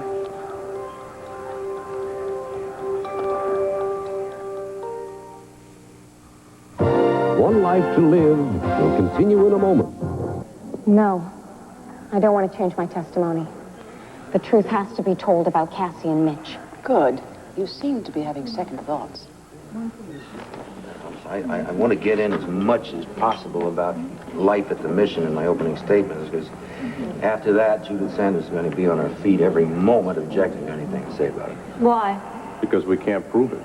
It's that simple and it's that complicated. We have to plant it in the collective jury's mind. What a mess this is. I can't believe this is happening. It shouldn't be. Well, Mrs. Sanders, are you proud of the way, the scene that all of Mitch Lawrence's space cadets put on? Mr. Callison, may I have a word with you, please? What do you think? I doubt she'll have anything good to say. There's still time for plea bargaining. You getting nervous? Oh, no, just about your daughter. Now that I see how you're going to defend her, there's really no chance, you know. Well, you're trying to convict her on circumstantial evidence. And you're trying to free her on alleged drug abuse and brainwashing, for which you have no proof. So before you drag her through some terrible... Oh, I don't feel I'm dragging her just because I'm telling the truth. Very well.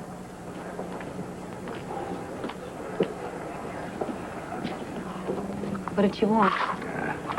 With another attempt at plea bargain? I think her heart's in the right place. Too bad her mind is so far off. If only I could have gotten that cologne bottle out of the inn, I would have had a sample of the drug tea. Yes, if only you hadn't gone in the first place. I'm sorry.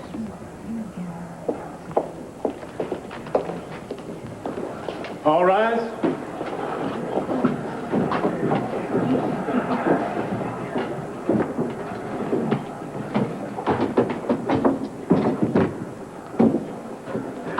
Be seated.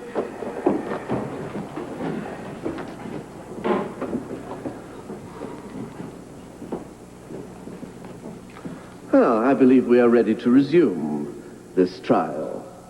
Any further outbursts, and I will clear the court of all demonstrators. Now, Mr. Callison, are you ready to resume? Yes, Your Honor. Thank you. Ladies and gentlemen, you have just had an eyewitness demonstration of what Mitch Lawrence did to distort the minds of his young followers.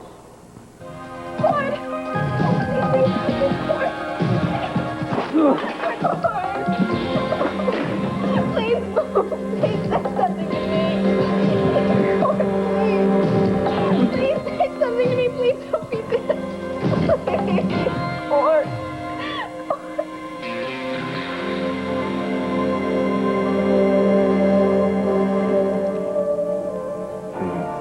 Vicky? Vicky? Clint, Vicky is with little Joey in Arizona, but I'm here, Maria. Maria? Maria Roberts? Once upon a time, you used to know me as Maria Vasquez. Remember, there was the cook on your father's ranch, remember? I was 14 years old when we moved there from Mexico, and, well, your brother Bo was just a little guy then. He used to follow you around everywhere like a puppy. And he used to wear this big hat, and he had this holster slung across his little waist. Pa. Pa, look out for Bo, for Pete's sake. He's gonna get stopped. Well, who's supposed to be watching him? Well, then tie him up. Damn, can't I do anything without him around? Hi. Still me, Maria. Maria? Maria? Maria left me. Maria left me without saying goodbye. My Maria left me. I was very surprised to see Cassie. And jealous. I don't usually eavesdrop. It's just that I was worried about what was going on. Worried about whom? I don't even know. Mitch had been acting, of course, but it was obvious that she was just trying to impress Mitch with her $3 million. Objection. The jury will disregard that statement. Let's go back to what you saw and heard in Mitch's room. Cassie was all over Mitch. She was wearing a very...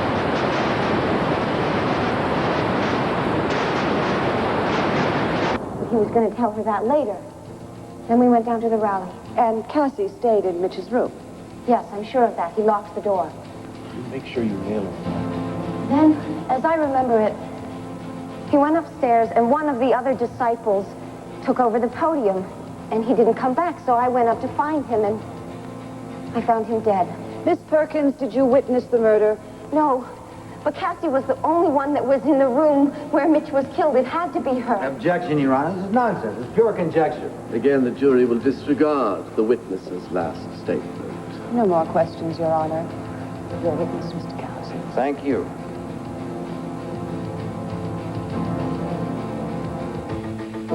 Dear Richard, I am the one Mitch wanted to hurt, not Cord. And I would have taken that machete if I could have. I would take the pain from him if I could, because I love him so much. Richard, I want him to have a long and happy life, and I just remembered why you're here. Even if he gets through this, he's not going to have a happy life, is he? Because you're going to tell him how I am. You're going to tell him that I know who he is. Maybe I have a different perspective of your relationship now. Maybe he doesn't need to know what you did, what you kept from him. He's probably better off believing in you, loving you. Richard, thank you.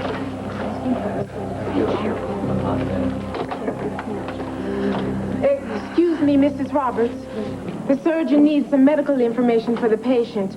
I'm afraid the operation is more complicated than he originally thought. Well, I don't know his medical information. We're going to have to call his mother.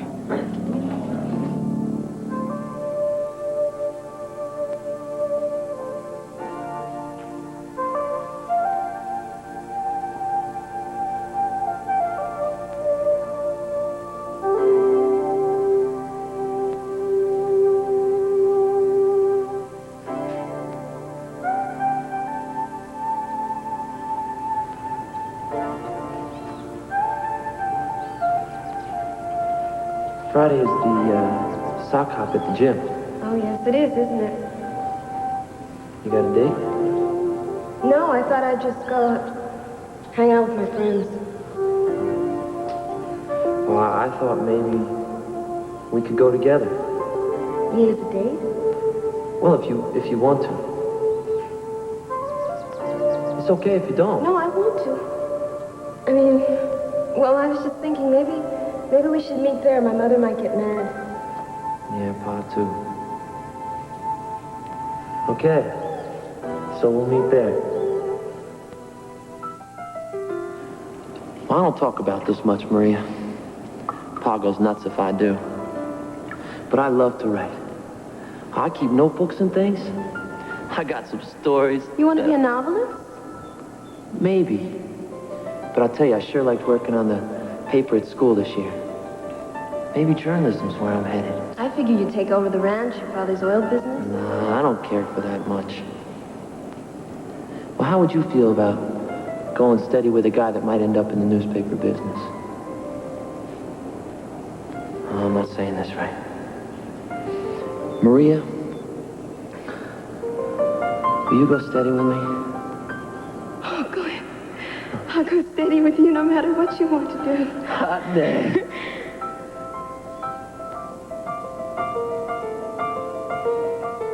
Bucky, my mother said I have to start meeting some boys of my own nationality.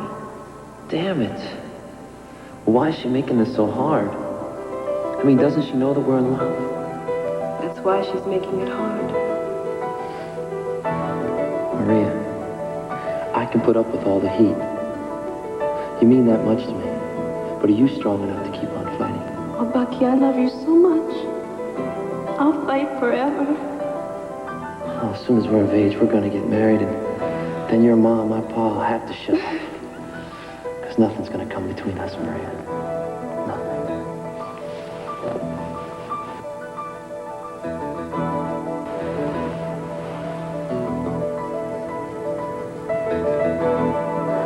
Oh, Clint. I wasn't up to the fight, was I? I let them tear us apart, even even though I loved you so much.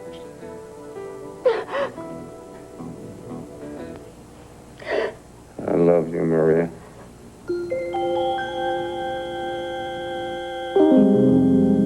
I served tea to all the guests. But is it not true that Cassie's unexpected turnaround took place shortly after you served her the tea? I guess I don't remember exactly.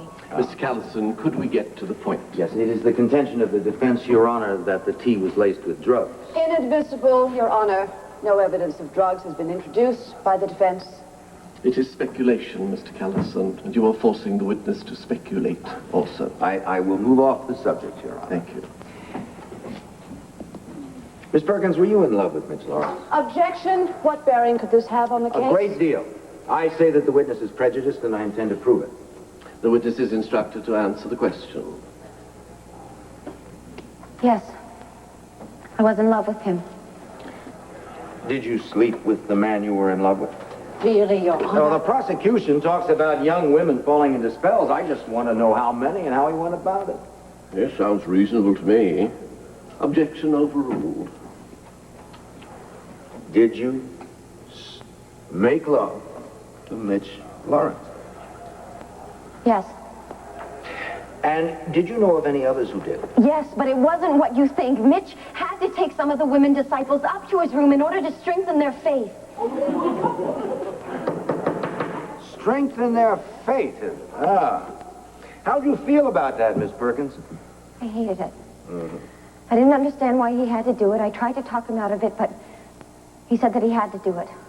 Did it ever occur to you that perhaps Mitch Lawrence just enjoyed having sex with a lot of young women? Objection! That had nothing to do with the faith. Objection! Oh, yes, it is definitely objectionable, Miss Sanders, but that's how he operated. Now, Mr. Callison, you know better than this. Yes, I do. All right. Miss Perkins, was there any one disciple of whom you were particularly jealous? Cassie. Cassie Callison, the defendant. Why is that? Because I never believed that Cassie was dedicated to anything but Mitch. Certainly not the mission. And all she would do was run around flaunting her money in order to get Mitch's attention. Mitch Lawrence was attracted to the $3 million then. Of course. He was going to use it for our work. Is that what he told you? Yes. And you believed it? Yes. Yes. Just as you believed that he was taking his disciples to bed to strengthen their faith. But isn't it true that when you saw Cassie Callison with Mitch, you became enraged? Yes, I was angry. Angry enough to come back into the room after he had knocked Cassie unconscious? Objection, Your Honor. Jealous enough to pick up a candlestick and strike it dead. Oh, no, that wasn't how it was. It was Cassie who did it. She was up there. She was trying to use her body and her money in order to make Mitch leave us. But when he wouldn't leave, she killed him. I want that struck from the record. She's the killer. Cassie Callison killed Mitch. You are out of order. Stop it right now. You sit down immediately. No. Because you see, I should be on trial here, Your Honor, not my daughter. I killed Mitch Lawrence, and I can prove it to you.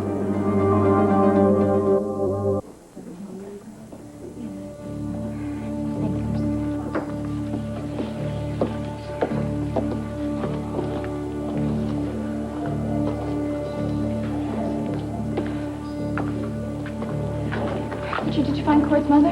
Not yet.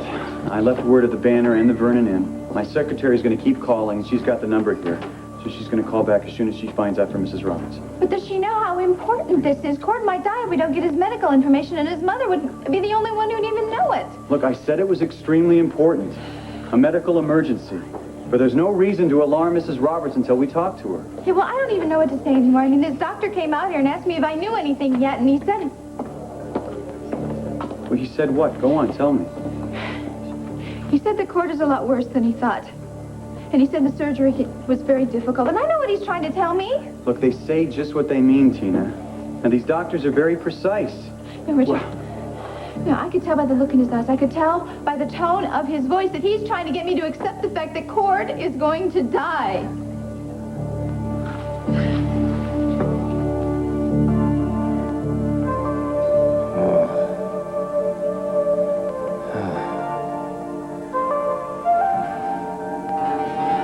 It's all right. I'm still here.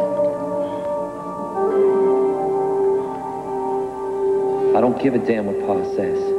We'll be together from now on. There's nothing he can do or say about it. Hold me tight. He scares me. Oh, don't let him. I can handle Pa. There's not a power on earth that can take you away from me.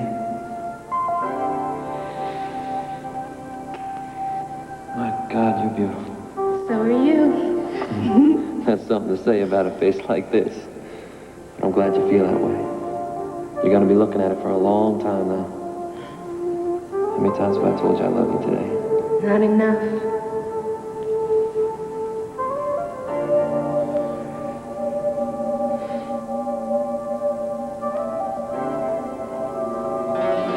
I still love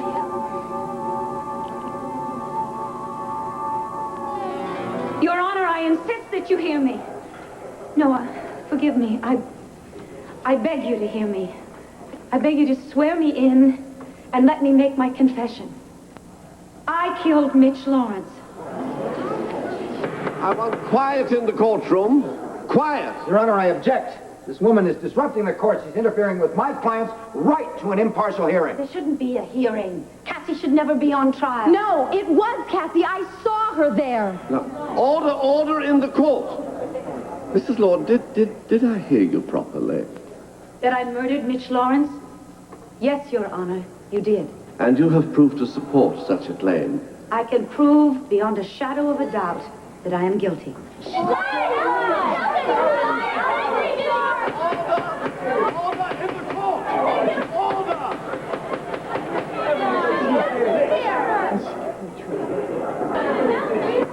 are going to have order in the court, or we will have an empty courtroom. Mrs. Lord, when will you be prepared to offer such proof to the court? I'm ready right now, Your Honor. The witness may step down. I'm sorry, ladies and gentlemen.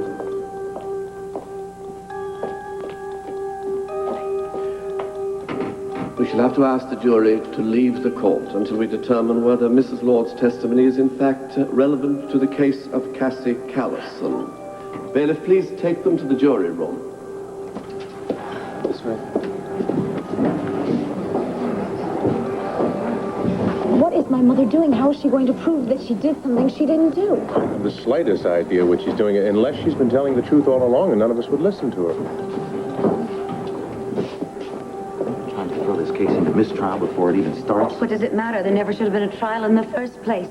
I am trying to talk to the one person who seems to want to actually listen to me. Look, I am more than ready to have this case thrown out for the right reasons, but not impulsive, wild ones like this. Yes, killing Mitch Lawrence was wild and impulsive on my part, but I would do it again to save my daughter from what that animal had in mind for her. This is the most sensible thing that I have ever done in my life. Right. The only thing sensible about making a shambles of a courtroom is the contempt sentence that goes with it. That judge is going to wring your neck. You wait and see. He's going to give me a medal. Through telling you. Sheriffs, bailiff, clear the court. No, ma'am. Remove all spectators.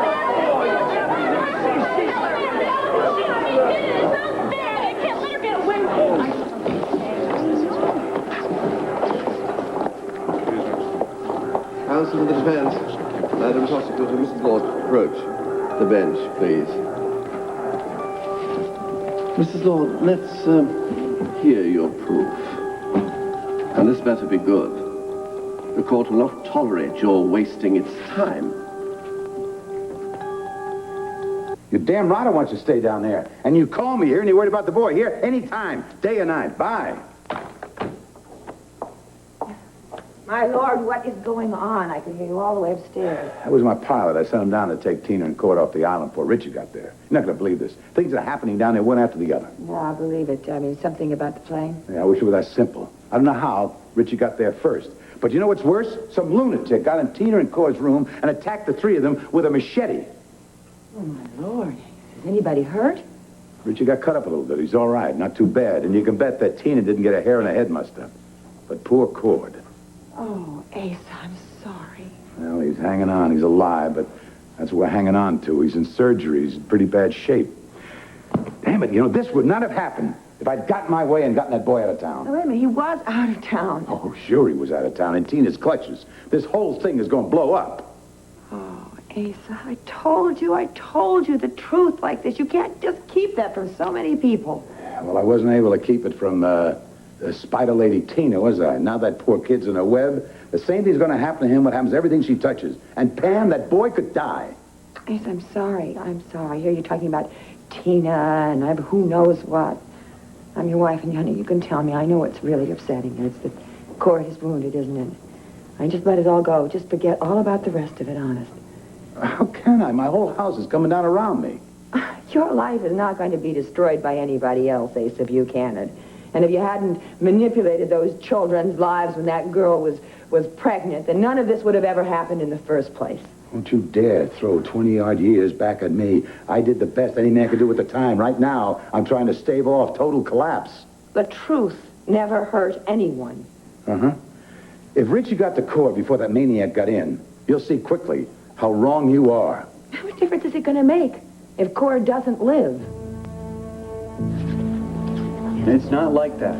The doctors say what they mean. And right now they're trying to get Cord stabilized, repair the injuries. Well, it's always complicated in a case like this. That's why they need the medical history. But you've got to stay positive.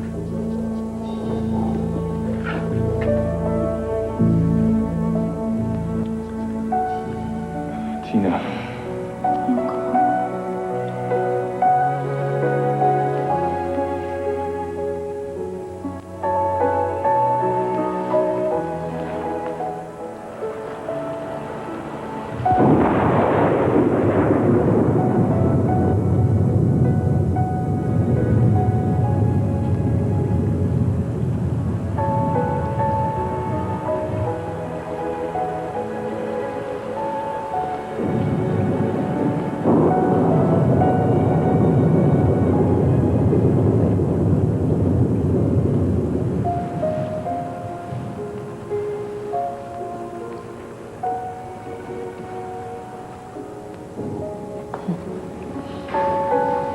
You know, every time I see you,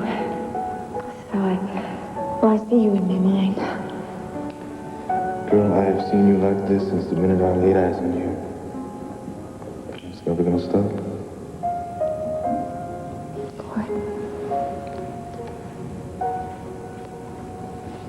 Make love to me now.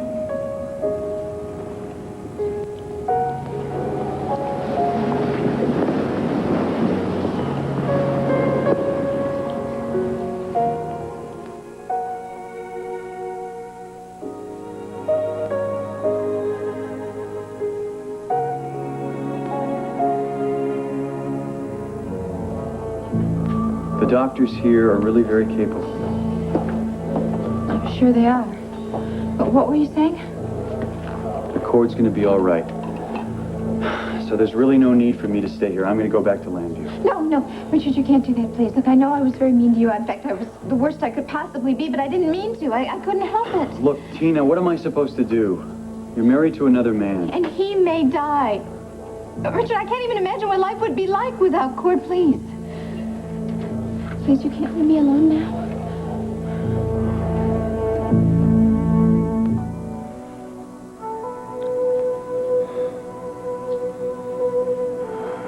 You scared me, Clint. I thought you might have heard me. I can't let that happen after hiding everything all these years. I pretended even to myself that I could stop loving you. I had to because it hurt so much.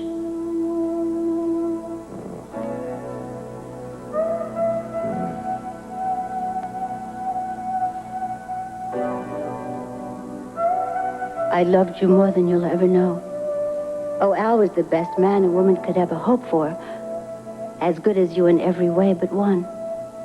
I couldn't love him the way I loved you. But he loved me and married me when I was in trouble, and I was a good wife to him, Clint.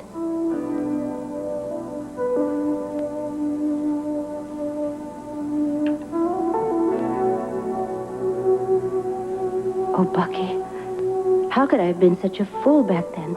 How could I let my mother take me away? If only I could have seen the truth. I didn't know you'd be the only man I could have loved.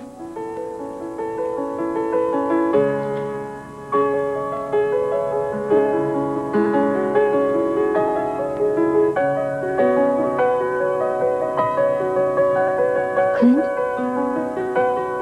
Are you awake?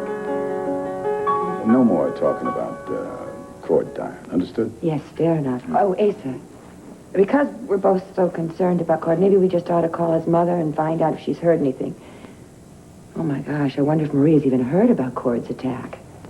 I hope I'm the one that's not going to give her the bad news, but that hell, she's been bad news to me ever since I met her. Maria Roberts' room, please. I don't know how you can say that kind of thing. Maria Roberts is a lovely woman. She'd have been more lovable if she stayed in El Paso. You know what's driving me crazy? Not knowing whether Richard got to court and opened his big mouth. About the truth. The truth? I don't care about the truth. I'm imagining some kid just coming out of ether, in his head rolling around, my daddy's not my daddy is Clint, my mom and my wife, both liars. Think about it. No answer? Oh, listen, I'm so sorry to be late, but the phone wouldn't stop ringing. I had these clients that I just had to take care of. Well, what are you sorry about? I didn't even know you were supposed to come over here. So you'd not be a horse's neck. We had an appointment with Delilah. Yeah, and I just want to thank you for being so generous, offering this house for Rafe and my wedding. Oh, yeah, well, beats us having to build a cathedral for you. Well, this is almost as good. I don't know how I'm getting any work done. I mean, I got flowers and the table settings that I'm thinking about and worrying about and the menu to give to cook. Pamela, I hope you're going to be able to help me. Yes, of course if I can. Do you think there's maybe too many people, too much food for a cook to handle? Perhaps I should hire a caterer. What do you think? No, I don't think so. Asa, what do you think? No, you're right. Did I come at a bad time? No, not a bit. We're listening to you. Yeah, but your minds are someplace else. Maybe it's selfish of me, having this wedding now while Cassie's up for murder. Delilah, we're all very upset about Cassie, but come on, we have got to go on living, right? And a happy event like this, well, it's a relief to think about it. Absolutely right. Keeps our mind off our troubles. You know, I've been hearing what you're saying. You know, about the cook and the mob coming through here and all. Hey, sir, Now, listen to me. You know, you got to think about this. You have a lot of other alternatives. There's some beautiful churches in this town. Half of them empty, and they'd love to get the money from some big wedding. The restaurants here, they'd love to get your reception supper. Hell, I'll pay for the damn thing. I just don't believe you're saying this. Oh, I can. It's the classic Asa Buchanan brush-off. No thanks, Asa. I'm not going to have you or anyone else pay for my wedding. Rafe and I can just manage ourselves, thank you. Delilah, don't be upset. Come back. I didn't mean anything by it. Oh, no, except everything that you just said. Listen up. You can have this house for your wedding. I can throw a rock concert in here. But I'm worried about poor Pamela. Poor little Pamela, what? Well, you know, honey, how you've been feeling lately. You're kind of wrung out. Your father here, and then involved in that prison break, the business with Tina. Both of us are worn out. You know, what you're really trying to say is that I'm the one that's too tired to throw a wedding for Delilah. Yes, Pamela, I can see that. Well, I can't, Asa. And I really had it with you. I am tired of you using me as a phony excuse for one thing or another. Anything you can or don't want to face up to. No more, mister. No more. No more evasions and no more lies. Delilah, I feel absolutely wonderful. And I would be delighted to have the wedding here anytime you want. You just let me know. Thank you. Asa, what have you done this time? Mrs. Lord, I want to make sure that the gravity of what you are saying is indeed clear to you. The killing of another human being is the most serious crime mankind knows. I'm well aware of that, Your Honor. It was alarmingly brought home to me, though, when my daughter was falsely accused of that crime. Your Honor, Mrs. Lord has been under a terrible strain. This is not news to any of the people standing before you. I have been trying for days to confess to anybody who would listen to me, to the murder of Mitch Lawrence, but nobody would pay any attention. I tried to confess to both defense counsels and to the special prosecutor. And how have they responded? They have treated me as if I was a mental defective. They accused me of lying in order to try to save my daughter. And are you? Strike that. Tell me about the killing of Mitch Lawrence. Well, Your Honor, anybody who has read the newspapers knows that Mitch Lawrence was killed by a blow to the head with a candlestick. That's only part of the story. Because you see, there were 2 candlesticks that were in the room. The first candlestick, my daughter Cassie used to hit Mitch Lawrence on the head. That just stunned him temporarily. I hit him with the second candlestick, and then I replaced it on a table that had a kind of altar on it that was near the door.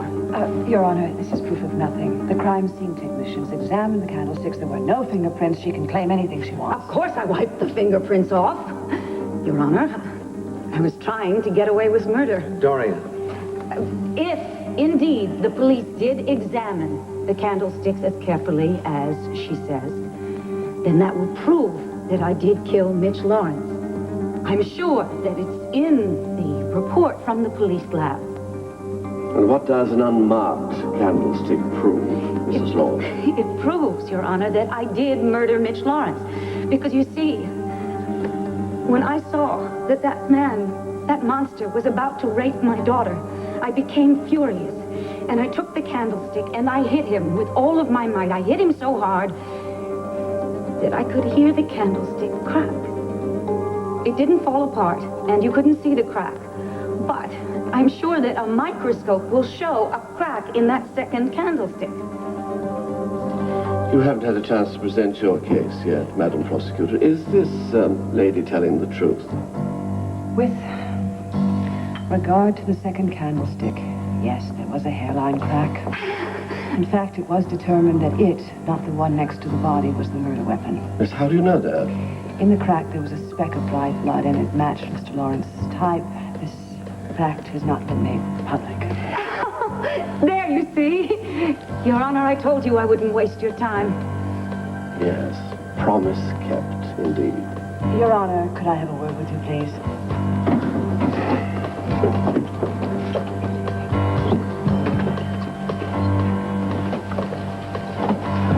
Bailiff, please call this court back into session. Sorry, Richard. I really shouldn't act like this. It's not fair. I certainly don't have any claim on you. Injuries like cords put things in perspective. You needn't worry about me. But I do. And I always will.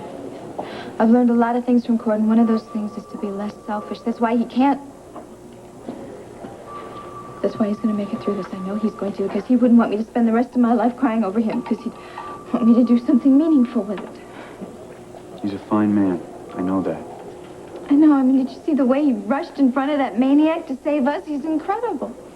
He's got spirit and a lot of guts. Yeah, he does. So do you. Richard, I can't thank you enough for being with me through this crisis. Look, Tina, if there's anything I can do, any medical questions you need answered, or if you want a new doctor flown in, just ask. It's very generous of you. I hope maybe we could even be friends now. Now, Tina, don't push. This is an emergency. Now, I'd be inhuman if I didn't offer to help you, especially Cord. But in a way, I'm kind of getting out of surgery myself. Losing you the way that I did, the way that you lied to me, still hurts a lot. All right, okay, maybe I asked for that one, all right, but at least now you know that I really do love Cord. I'm sure you do. I suspect you always did. But tell me the truth, Tina.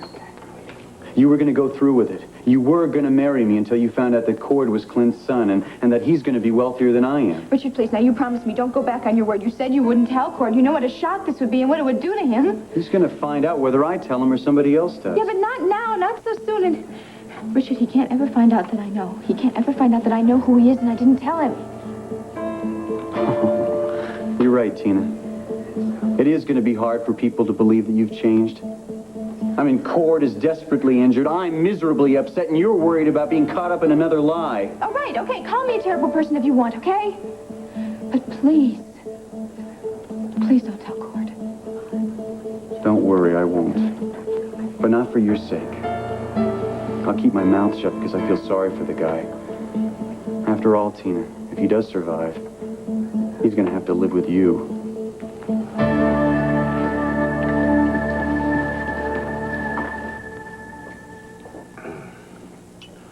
You make a good nurse. Thanks. But I don't think you're out of the woods yet, even though your fever's down. You know, I remember a lot of talking. Oh, yeah? Who was talking? I think it was me. I don't remember what I was saying. Oh, you were saying a little bit about everything, about our being kids in Cherokee County and your horse, Pebbles. Pebbles? Uh-huh. Well, I learned a lot from that old horse, most of it the hard way. What else? Oh, about your pa and your brother Bo around the ranch. Now, here, why don't you sit this and finish that? I don't think you should be talking so much.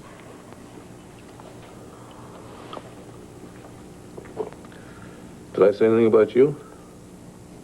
I mean, Pebbles was a good horse, but you were the biggest thing in my life back then.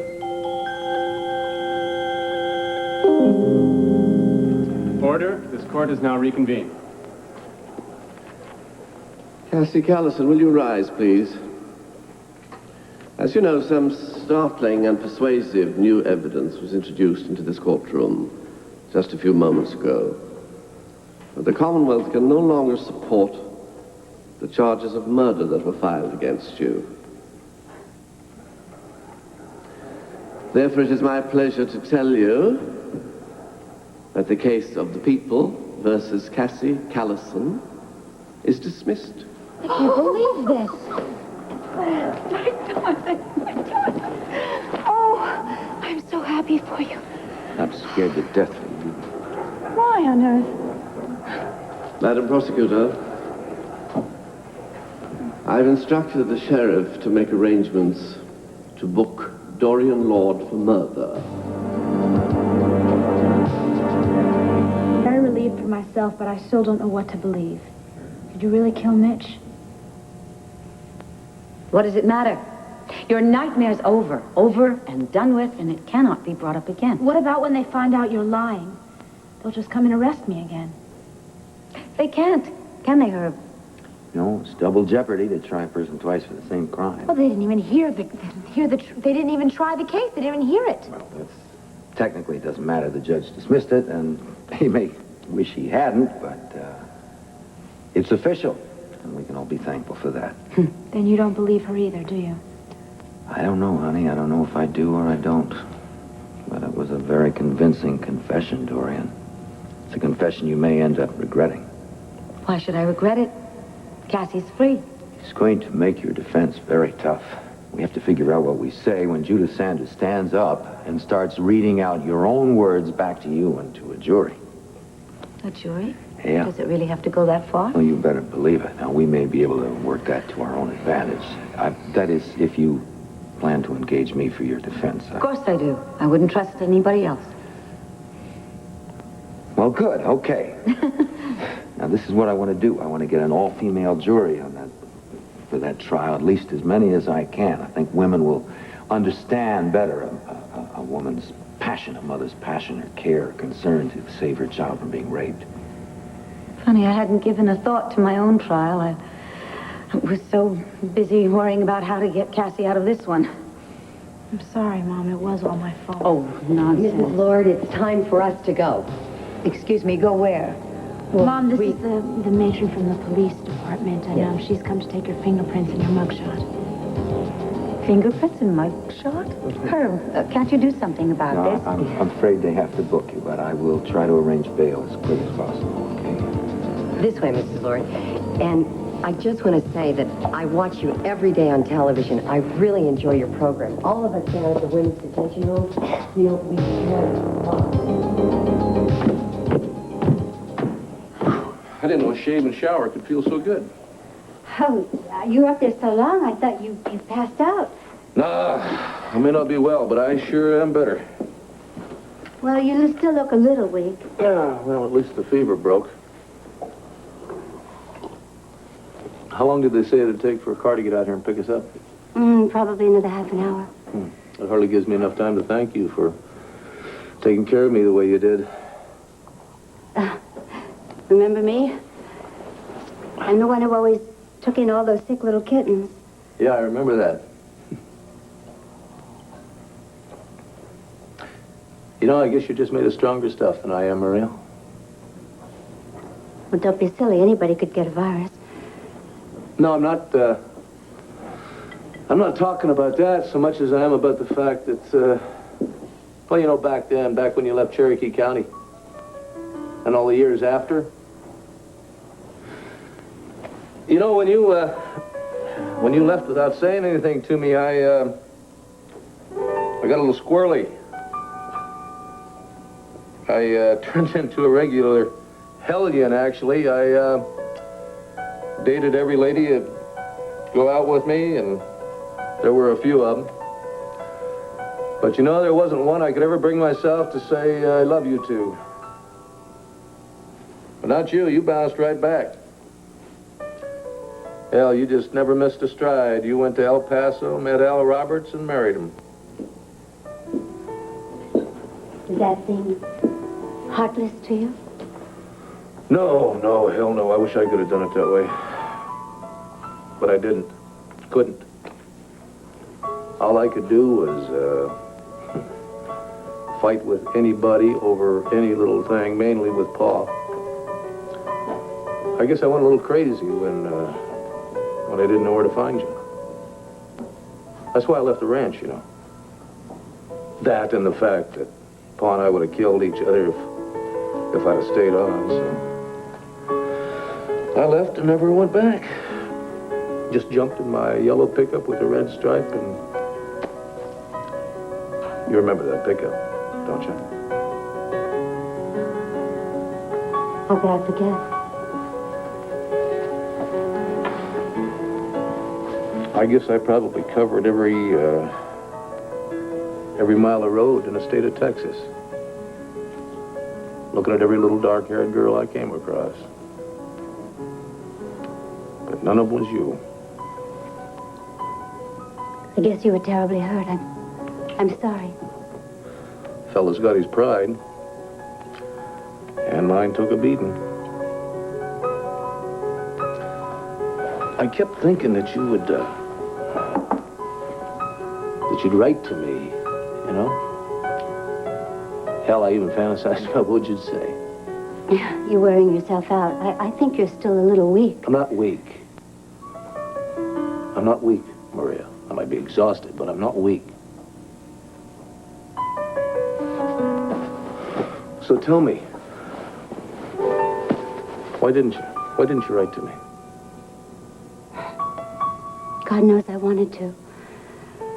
But Mama convinced me that I shouldn't. She even begged me not to.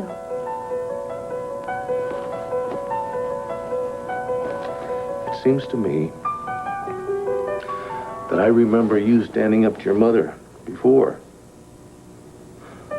Why didn't you then? Why didn't you then? I mean, we're not talking about some date you and I were supposed to have. We were going to spend the rest of our lives together, remember? And so what if she told you she didn't want you to get in touch with me? Huh? Why? What happened? Why didn't you try and get in touch with me?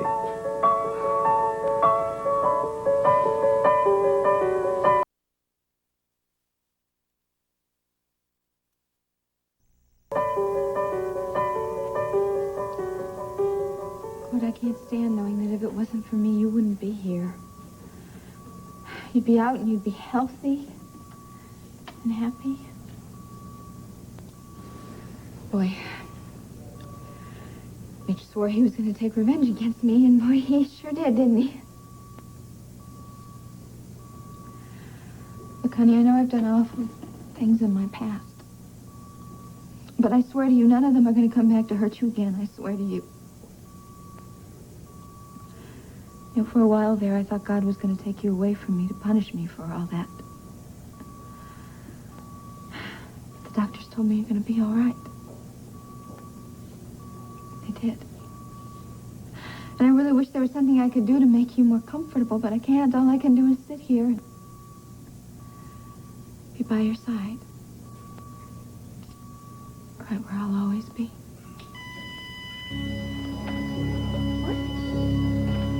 Miss, what's wrong? Mrs. Roberts. I'm going to call the doctor. What? Oh, Cord, no. No, Cord, please. No. Cord, please. Listen, Ace, I'm sorry. I don't mean to get involved between you and Pamela. Oh, don't worry about it. You know, it's what I've been saying. She's tired. She's under a lot of stress. You know, there's no way she can have a big wedding in her house. As a matter of fact, as long as you're here, I was hoping you'd help me try and have her take things easy. Well, that's fine. And I can have my wedding anywhere, but I don't think that's with Father and Pamela or you. Oh, what do you think it is? I don't know, but I think you ought to ask yourself that question. Is there something that's going on in Pamela's life lately that's upsetting her? Well, you know, we had a little quarrel, you know, like a thunder shower. They come and go, and then sunshine comes out after. Oh, shoot, you and I had them. You know, they pass. Well, I hope so, because Pamela she's a perfect wife for you. Yeah, I know that. No, and I don't mean she's just great. She's perfect. She's been through a lot for a long time. Well, no argument, Delilah. I guess you need a lot of endurance to put up with me. And I'll be honest, what's eating at Pamela could have been avoided if I did certain things. Such as? Mainly keep my mouth shut from time to time. I'm not going to let this quarrel go on one more day. Good. I'll give you my word. Good. And if Pamela and I put this together, maybe you and Rafe can have the wedding here. I know you'd like that, wouldn't you? Well, I'd like to have it here, but I don't want to upset Pamela in any way. Don't worry, Delilah. I'll straighten Pamela out. All right, that's the last one. Good. No problems. No problems? Do you have any idea how much I pay for a manicure? I mean, I hope this ink is going to come off. Mom, it wears off after a while. You found that out firsthand, didn't you? Oh, honey, I'm so glad this part's over for you. For me, it is. I just hope Dad can get you out of this mess. Oh, don't worry. He's probably getting the charges dropped against me now. Listen, you can use this chemical wipe. It'll take the ink off your hands. Here. Thank goodness. Thank you very much. Mom, I want to tell you something. I still think that confessing to Mitch's murder for me was the most incredible thing I've ever seen you do. I can't believe it worked. Honey, the only thing that was important to me was to get you out of that courtroom and to make sure that you didn't have to go back. Everything else that I had tried, from wiping the fingerprints off the candlesticks to trying to get Herb not to turn you in, didn't work. So, I had no choice but to tell everybody that I killed Mitch Lawrence. Mom, the only reason that it worked was because you presented an airtight case against yourself. I just hope you don't have to go to prison. We thought we had a problem with Cassie's case? Tell me about it. Gentlemen, I'll see you soon. Well, it's going to be a little while. We've just started now to hammer out a new defense. Defense for what? For our client, obviously. What are you talking about? Dorian Lord just confessed to murder. There's no need for a defense, just a sentencing. Now, Judith, there's going to be a trial. How about it? Tell you what, our client pleads to a lesser charge, say involuntary manslaughter, and we might accept a suspended sentence. Suspended sentence. Do I look like I just came from a correspondence course? Dorian Lord committed cold-blooded murder and admitted in front of 12 witnesses and a judge, and you have the nerve to suggest I let her walk away? Yes, I do, because if you don't, I guarantee we'll win it on merit, and it will cost the taxpayers a lot of money. That's right. It's a bargain. Take my advice and grab it. They still electrocute people in the state of Pennsylvania for murder. I don't know if you're blind to this woman's astonishing ego, or whether the man she killed was the Adolf Hitler of Landview, but she's going to pay for it. Dorian Lord will do time. I promise you.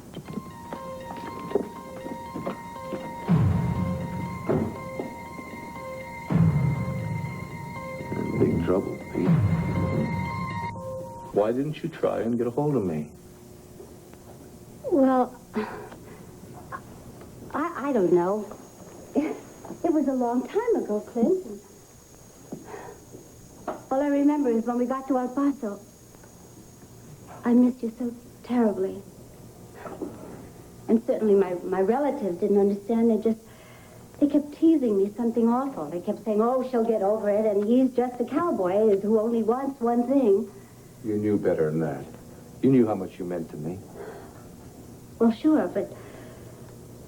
Well, again, my mother persuaded me. She said, girls fall very hard the first time, and there'll be many, many other guys. So along came Al. Yes, and along came Al. And you proved your mother's point by By falling for him. Well, maybe she was right. I mean, maybe we weren't so serious in the first place.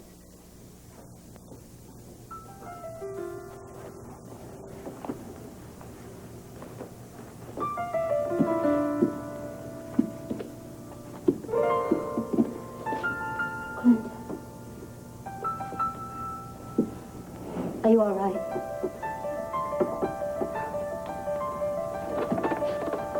Well, maybe I'm not as strong as I thought I was. Boy, we do build our fantasies, don't we? There I was, tearing up those Texas highways in a yellow pickup truck with a red stripe on a wild goose chase looking for you, and you were already a little bitty bride, just a little bit pregnant with little Cord. Man, I could have passed you up and I'd never even known it. Maybe. Maybe. Well, what the hell? You had a good thing with Al, didn't you? Good. Oh, it was a wonderful marriage. It was such a rich one. Al just loved to dance and joke around, and we just loved to ride together. You should have seen the first day he was teaching Cord how to ride. Oh, hell, I can just see the three of you right now.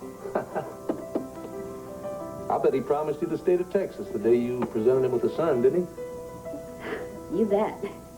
He was so happy. Happy? Happy doesn't cover something like that, does it? A fella holds his firstborn child in his arms. He's about as close to being blessed as he can be. You know, that's going to happen to me in a few more weeks. And I have waited for it. I have waited for it for one hell of a long time.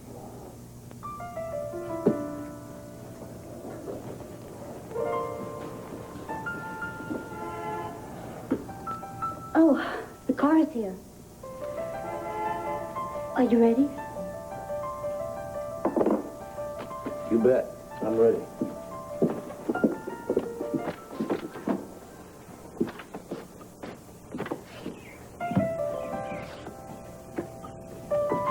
No, Cord, please.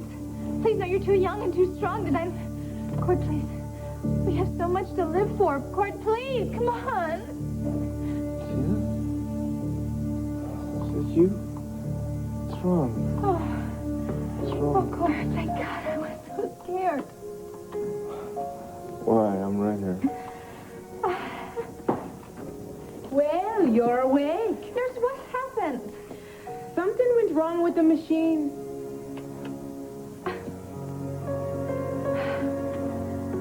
I'm so glad to see you, girl. Having a good time on your honeymoon?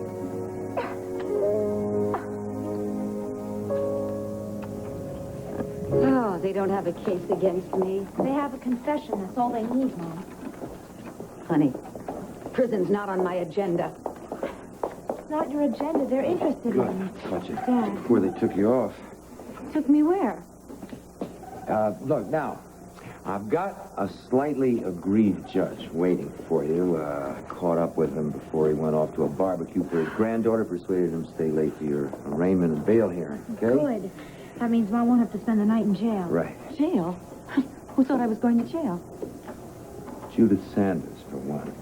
Well, then, you've managed to save the day, haven't you? I'm going to have to buy you a drink on the way home for being such a superb defender of womankind. Darling, as soon as we get out of here, you and Pete O'Neill and I are going to sit down and plan your defense, and we're going to move quickly. Defense? What kind of a defense do I need for saving my daughter's life from a psychopath? The prosecutor doesn't see it that way. In fact, as far as she's concerned, she'd just like to skip the trial altogether. Wonderful. We're all agreed. Not quite. She wants to send you directly to prison. Dad, a madman was killed. A menace removed from our community. How can they try me? Where there's a victim, there's a criminal? That's exactly what Mrs. Sanders thinks. But I'm telling you, I will not be a scapegoat, a stepping stone for that woman's political ambition. Now, Dorian, whatever her motives, she's got your confession, and she means to run with it. Now, I've already offered her a plea for a suspended sentence. She came down hard. She wants blood. They have Mitch Lawrence's blood. What else do they want? Yours.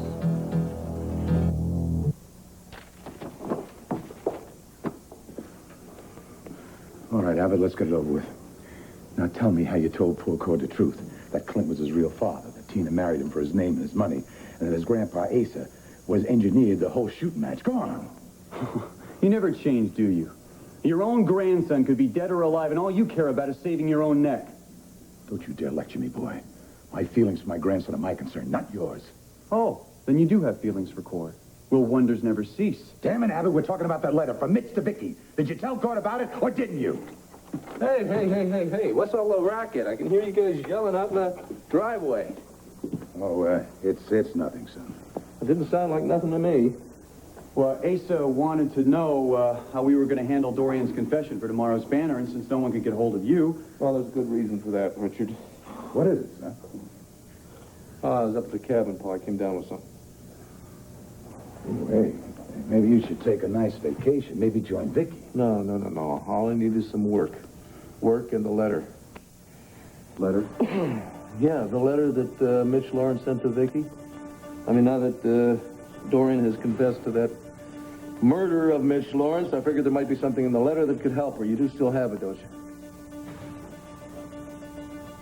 I am my own person. I heed the message. Liar! You're not your own person. You're Mitch's personal robot. Yeah, robots sit at attention. Robots can't think. Robots can't feel. You know, you are a mechanical wind-up toy. See Dorian with her in there. I told you. I tried to warn you it wasn't going to be easy to wait out here. Why don't you sit over there? No, I'm staying right here. Thank you. And you would rather remain a toy, isn't that right? You'd rather for someone else to turn your key, set you in motion. It's so much easier than thinking for yourself, isn't it? Stop it. You can't say these things to me. Why not? Because of the truth? Does the truth hurt a little bit, Mary Lynn? That's good. That's good. Maybe that means that there's a shred of a human being left inside of you. Is there, Mary Lynn? Is there a human being in there? Stop it, I said! Dr. Wally, let me out of here! I'm not going anywhere. Let me out! Will you let me out? Okay, that's it. Hey, Mr. Dennis, hey, come in there. Hey, you! Put it down. What are you doing to my daughter, huh? I'd say that this was an occasion for champagne. Well, I'd say let's skip the party. You're out on bail, you're not free, and you've got to go back to court in a couple of days. A lot can happen between now and then, my darling. Would you try to relax? Look, Mom, I really think you should take this seriously. Did you see the look on Judith Sanders' face? I mean, she is waiting to hear you plead guilty. Except, we're not going to plead guilty, see? There are certain extenuating circumstances. If I can just get your mother to help me prepare her defense, we're going to get out of this just fine. The two of you seem determined to turn this cheerful evening into a tedious legal discussion. Now, I won't allow that. I'd rather go to prison. I'm told that's tedious, too. There's only one thing that's important here, Herb. Tell me again. That Cassie can never, ever have to stand trial for Mitch's murder. Dorian, for the 19th time, I'm sure she cannot be tried twice for the same crime. It's called double jeopardy. Double jeopardy. I just love the sound of that. Good. Double jeopardy. So that makes my defense really rather simple. It does? Yes. I just tell the judge I deny the whole thing. You what? What? You both heard me. I'll tell him I never did it. Confessed to the murder of Mitch Lawrence, and now you're taking it back? I've never held you to your word, have I? You said it in court. Yes, but that's because I was trying to keep Cassie out of court. And look at her. Is she behind bars? No. She's back in the bosom of her family where she belongs. You belong in Mountain View. You can't just make a confession to a murder and then turn around and deny it. Why not? I mean, for goodness sakes, would you rather that I go to prison? No, Mom, nobody wants you to be in prison. We just don't understand how you could admit to killing Mitch and then all of a sudden say you didn't do it. It's a free country, isn't it? I hope a woman may change her mind. I'm going bonkers. This is not a matter of choosing red shoes or blue shoes. No, it's a matter of Cassie's innocence. So you only confessed to the crime to get the charges dropped against me. It worked, didn't it? Oh, yes, by making a complete mockery out of justice. Well, I'll tell you something. I, for one, think justice could be mocked. Yes. And since I am not like a lawyer like some people here, I put my daughter's life first, and justice comes a very poor second. Wait. Now, I know you were only trying to help me, Mom. But assuming that you didn't kill Mitch, then that probably means that I did. What? No, honey, I was of very course you drugged didn't. out, and I was in a daze, and I was out of it, and I probably picked up that candlestick, and I knocked it a second time, and that... Listen to me, Cassie. You did not kill Mitch. How can you be so sure? Because I know you. That's why I'm sure. And because the only important thing here is that you can never again be charged for the crime. Yes. You're free. Yes, that's You're true. free. But you, my darling, you're staring prison right in the face. Oh, come on. They can't prove that I killed anybody. No, they can prove that you lied under oath. That's called perjury. They put people in prison for that. Aha, I didn't think of that one, did you? They couldn't. They wouldn't, would they? They could, they would, and they will, unless you stop playing games and tell me the truth. Now, Dorian, once and for all, did you kill Mitch Lawrence or didn't you? Come on, would you just cool it, please? All right. Okay. Sure, he's rough on her, but how else is he going to break through and reach Mary Lynn? Well, he hasn't reached her, has he? Huh? And what's taking so long with this expert of yours? Maybe you could answer that better than I can, Mr. Dennis. You're supposed to be the expert, aren't you? I am, but my experience tells me that Mary Lynn is fighting me with more than just Mitch's mind control. Because there's something in her personality that's making her resist? Don't be ridiculous. Mary Lynn is a clean-cut, open-minded young lady. At least she was until she met this Lawrence character. That may well be, Mr. Dennison, but there's something about Mary Lynn, something deep within her psyche that won't let me get through to her. Well, you might get through to her if you stop yelling. Oh, Tom, would you please? It's all right, Stop Mary. it. Mr. Dennison, I don't want to yell at her. Maybe if I knew more about her past in particular. She's been brainwashed. That's all you need to know. That's here and now. The past doesn't make any difference, okay? It might make all the difference in the world. Look, if all were my kids sitting in there, I would do anything I could to help her, no matter how painful or embarrassing. What are you suggesting? That I've got something to hide, is that it? No one said that. Okay. I've been the best father I know how to be to her, okay? That hasn't been that easy. Believe me, especially since... Since when? Go on, Mr. Dennis. Well, since Mary Lynn's mother died. Mary Lynn was 2 years old at the time. That must have been rough on the both of them. It was. It certainly was. Look, I used to leave her with a babysitter from time to time and go out for a couple of drinks. And I would come back, she'd be asleep. I'd kneel down by her crib and stroke her hair and tell her there isn't anything in the world I wouldn't do for you, honey. Not anything in the world. I'm sure she knew that. No, she did. She wouldn't be in the shape she's in now, would she? Look, something tells me that your daughter needs you a whole lot more right now than she needs me. Why don't you go in and talk to her? Oh, yeah. What am I supposed to say to her, huh? Say what you feel.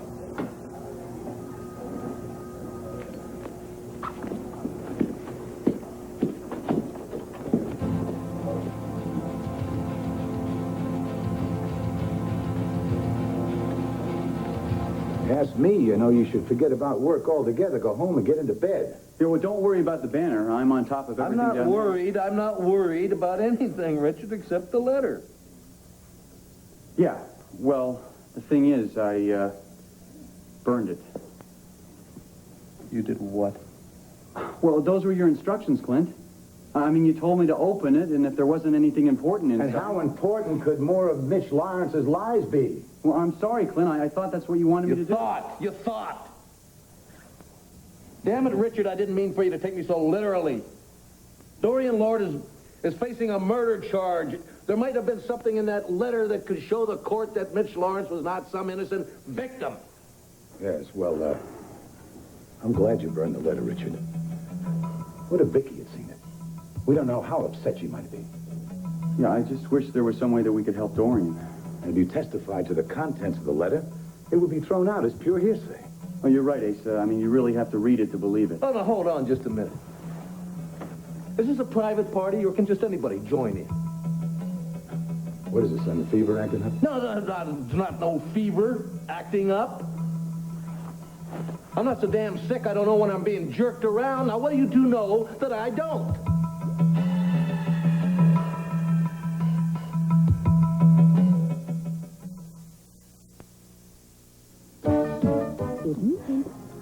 It's been 1 week since my last confession. Go on, my child. My father, I've sinned against my husband. Before he died, I made a promise that I haven't kept. I swore to him that I would tell my son the truth about his real father. And I haven't told him. And now I've sinned again, but only in my heart. I'm in love with the man who is the real father of my son. He's not the boy that I loved so many years ago. He's a married man now. Have you told him of your love? No. No, he and his wife are so happy, and they're expecting their first child. Father, I don't want to hurt them, but I can't help loving him. I can't help feeling what it is that I'm feeling. You must avoid this man, my child. You must keep yourself from temptation. Father, I've told myself that 100 times. But it's so hard. It's so hard, but I'm going to try. I will try and do as you say. It doesn't matter who killed Mitch Lawrence. The crucial thing is that Cassie didn't. Dorian, either you tell me the truth now, or I'm walking out the door and you can find yourself another lawyer. Listen, Mom, Dad is only trying to defend you, but he can't if you keep changing the story. All right. I killed him. And I would do it again if I had to. I think she's telling the truth. Okay, start planning a defense. Come on. Oh, wait a second. Didn't you already explain your defense? That she defended me by killing Mitch, you know, so that he wouldn't rape me or possibly kill me. Yes. I mean, wouldn't it be not guilty by virtue of extenuating circumstances? That's the legalese for it. I mean, isn't the defense all rather simple? Well, honey, I'm glad you think so, but you forgot one thing. You already admitted to the crime, you know? Yes, but isn't that like a technicality, a little legal detail? It's a legal detail that can condemn you. Condemn me? Come on. I mean, I'm not actually going to go to jail. Look, I don't see any point in discussing a worst-case scenario. Let's just stick to what happened the night of the murder. Wait a minute, Herb. You've always been such a stickler for honesty. Now, I want you to be honest with me. Dad, is it true? Could they convict her? There's a distinct possibility. Thank you. That really makes me feel a lot better.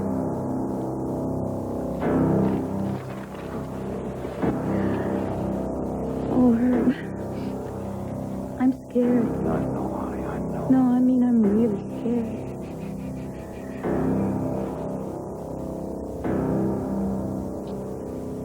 scared. Anything you could tell me might help. Just how well do you know Tom Dennis? Hello, Dr. Wallach, Mr. Carter. Allison. Oh, what brings you here? Well, I knew that Mr. Carter was going to be working with some of the disciples today, and I was just wondering if you were having any luck. With some of them, others are tougher to crack. Ben, I don't know if you know this about Oh, I've already told Mr. Carter that I used to be one of Mitch's disciples myself. And since I would know firsthand how Mitch controlled us, I was hoping that I could help. Well, Allison, I don't... That's all right. That's Larry. I think Allison's offer is an interesting one. I said I'd consider it, and I will. Thank you. I'm sure I'll have plenty of time to help you even with my new job. What job is that? Remember that I told you that I applied as a nurse's aide? Well, I just found out that I got it. That means you'll be working here in the hospital? Yes, isn't that wonderful? I'm going to be able to make up for all the pain that I've caused everyone when I was under Mitch's spell. Aren't you happy for me, Dr. Wallach? Yes, certainly. Hey, you have got it all wrong, Clint. I don't have anything wrong, Pa. Hell, ever since I walked in here, the tension's been so thick you could cut it with a dull knife. Now, what's going on? All right, Clint. Abbott and I here have been reeling from the bad news, and we saw that you were a little under the weather. We didn't upset you. I guess we should have told him, Richard. Told me what? It's about Cord Roberts. Had an accident. Nasty one. What? Cord and Tina were on their way down to the Caribbean to spend their honeymoon. That's where it happened, in a honeymoon suite. One of Mitch's disciples attacked them. Oh, my God. And Cord was hurt? Yep, trying to save his new bride, but I made arrangements to fly him here to Landview Hospital in my plane. Oh, that was thoughtful of you, Pa. The boy means a lot to me. What I mean is I know how much he's come to mean to you, and therefore he's special to me, too. I wish there was something I could do to help you. The best thing you can do is you take care of yourself.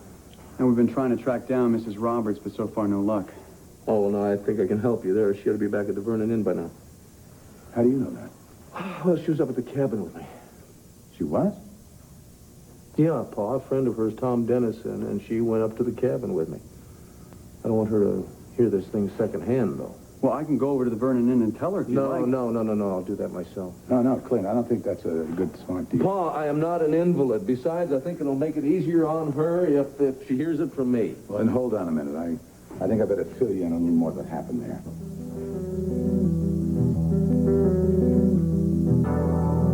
Told you there was nothing mysterious in his background. You don't believe him. Larry, I've worked with a lot of parents over the years, and I think I know when I'm not getting the whole story. You think he's hiding something? I do.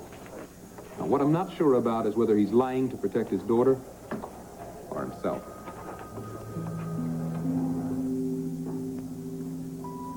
I'm not angry anymore.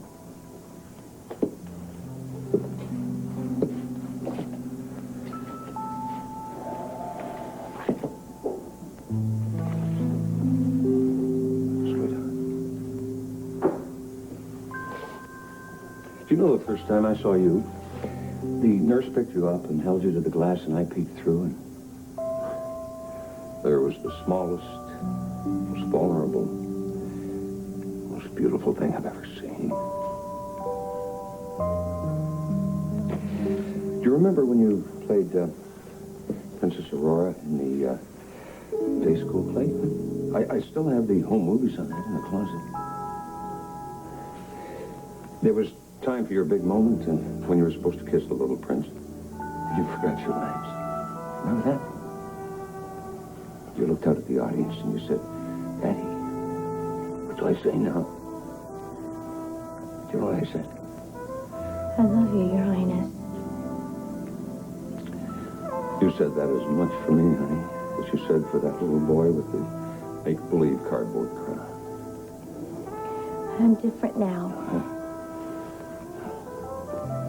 In the time you fell off the horse and I took a helicopter up into the mountains just to be with you. Remember that? I couldn't believe it. It was like you had come down out of the sky to rescue me. Yeah. Well, you were more frightened than hurt. And after I kissed you and made sure you were all right, I... Made me get back onto the horse. And you said, Daddy, I hate you. I hate you. But you rode that horse, honey. You rode that horse, and I stayed with you to catch you in case you fell off again. Well, I'm still here, honey. No, I have the messenger, and he's all I need. No, sweetheart. Our memories, the love we had for each other, no one can ever take that away from us, you know that? Please just go away from me and leave me alone. No, you must... Sweetheart, let me love you, please. And please, let yourself love me. And nothing can come between us. Nothing can come between us ever again. Nothing. He's gone. Now you tell me. I don't have to tell you anything. Damn it, Abbott. Did you tell Cord or didn't you? When I saw him in the hospital down in St. Martin, with Tina hovering all over him, all full of love and concern, I wanted to tell him exactly what her kind of love was worth. But I couldn't bring myself to tell him the truth. So I left him with Tina, and his illusion still intact. You did the right thing, boy. I personally thank you. Yeah, well, I didn't do it for you, so don't thank me. I don't know how I'm going to be able to keep the truth from Clint working with him every day at the Banner. I mean, everything inside of me is going to want me to pull him aside and tell him about his son and what his own father did to keep him apart. Richard, you're part of this family. Do you want to... Look, don't lecture me about family loyalty. I promised Tina, and I'll promise you, your secret's safe with me. You're doing the right thing, not only for Cord and Clint, but for Vicky and a new little baby on the way. All right. Let's not forget about the unborn child. But what about the child that you never acknowledged, Asa? What about Clint's firstborn, Cord? He has everything he needs. He'll be just fine. He's got everything he needs. What he has is a pack of lies. I mean, doesn't he deserve to know who he really is? I mean, doesn't he deserve to know what kind of woman he married? Richard, a wise man once said, we all got what we deserved in life. None of us would escape hanging. And my grandson may not be the helpless victim you think he is. I hope you're right, Asa. I hope there's enough Robert's blood in Cord to offset yours. And maybe you'll be wise enough and strong enough to make this marriage last, despite Tina and the rest of us.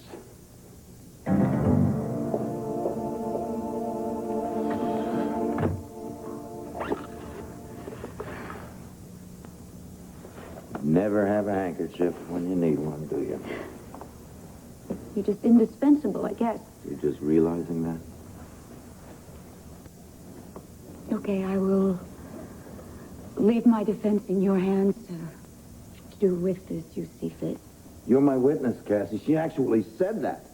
She said a lot of things. Yeah, here, let me get that. It's probably a reporter. Dorian Lord's resident? But Maggie, what are you still doing at the office? When? Well, what is it? Well, no, it's very good news. I'll tell her. Look, I'll get down there as soon as I can. Thanks. What is it, Dad? Maggie just got a call from Rafe Garrett's, and they found Adrian LaRue. They captured him down in the Caribbean today. Adrian LaRue?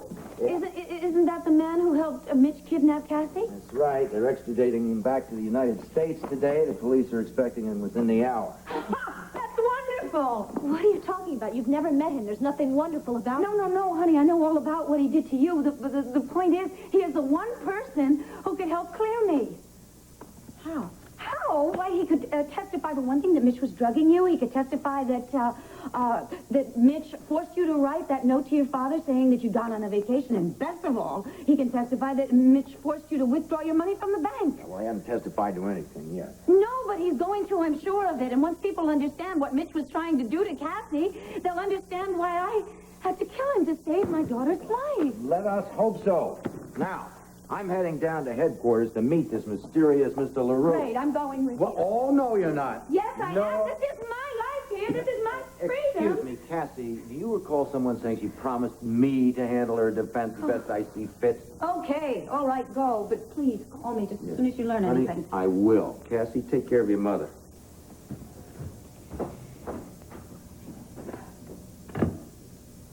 I honestly don't know what I would do without him. But don't you tell him that I said that.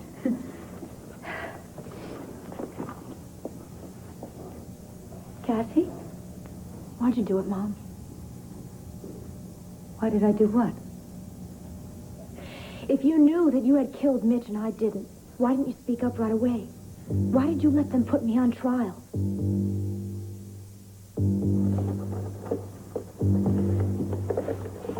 Well, hello again. Oh, you should be home resting. No, I'm fine, but I need to see you, Maria. Oh, Clint, my place is such a mess, and I really must get some rest myself. Could you just tell me very quickly? I don't think that this is the kind of thing that should be discussed in a hallway. It's about Cord, Maria. What about Cord? There's been an accident down in St. Martin. Cord's been hurt. That's about all I know. Apparently, one of Miss Lawrence's disciples followed Cord and Tina down to St. Martin. Why? Well, from what little I can find out about it, before Mitch was murdered, he programmed this Adrian LaRue to kill Tina. Tina Lord again. Now, wait a minute, Maria. Cord put his life on the line for her. She's his wife, Maria. Now, if it was my son, I'd be damn proud of him. I just want him to live, that's all. Nothing else matters. Well, Asa has sent his private plane down there to bring him back here to the Landview Hospital. Oh, how kind of him. Well, he's taken quite a liking to the boy. Same as I have. Now, if we hurry, we can get to the hospital by the time Cord comes in. I guess Tina's going to be there. Maria, don't blame Tina. Why not? Yes. If she hadn't come into Cord's life, none of this would have happened. You're acting like this is like this has been, she's some kind of curse. That's exactly what she is. It's as if the Lord is seeking his vengeance. First I lose my husband, and now I may lose my son. When is this going to stop, Cliff? When? Look, you haven't done anything to deserve divine punishment. You're a good wife and been a good mother. I'm sorry. You must think I'm some foolish, irrational woman. No, I don't think that at all. I do wonder why you're blaming yourself. You know? I'm just worried about Cord, that's all. I better call a cab and get to the hospital. No, you're not going to call a cab. I'll take you there myself. Clint, please, why don't you go home? Look at you. I mean, you need some rest. Why don't you... I'll get some right after I make sure that Cord's okay. All right?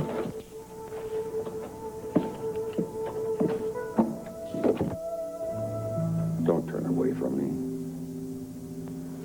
Marilyn, you look at me, honey, please. Look at me, Pumpkin. Come on. What did you say? Please look at me. No. No, before. That name. Pumpkin. I haven't called you that since you were yay high. You remember that. Mary. Pumpkin pie. Kiss your daddy. For him. You're right. I remember. Oh, Daddy.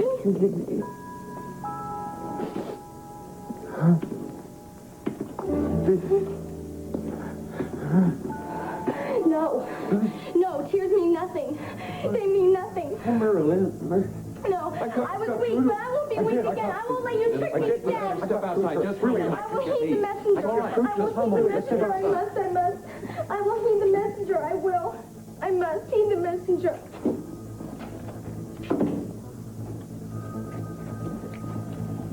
How did it go? It was good. It was a breakthrough. You reached her. For a few minutes or so. Right, that's the start. Now maybe Ben can take over from there. I'm about to give it my best shot.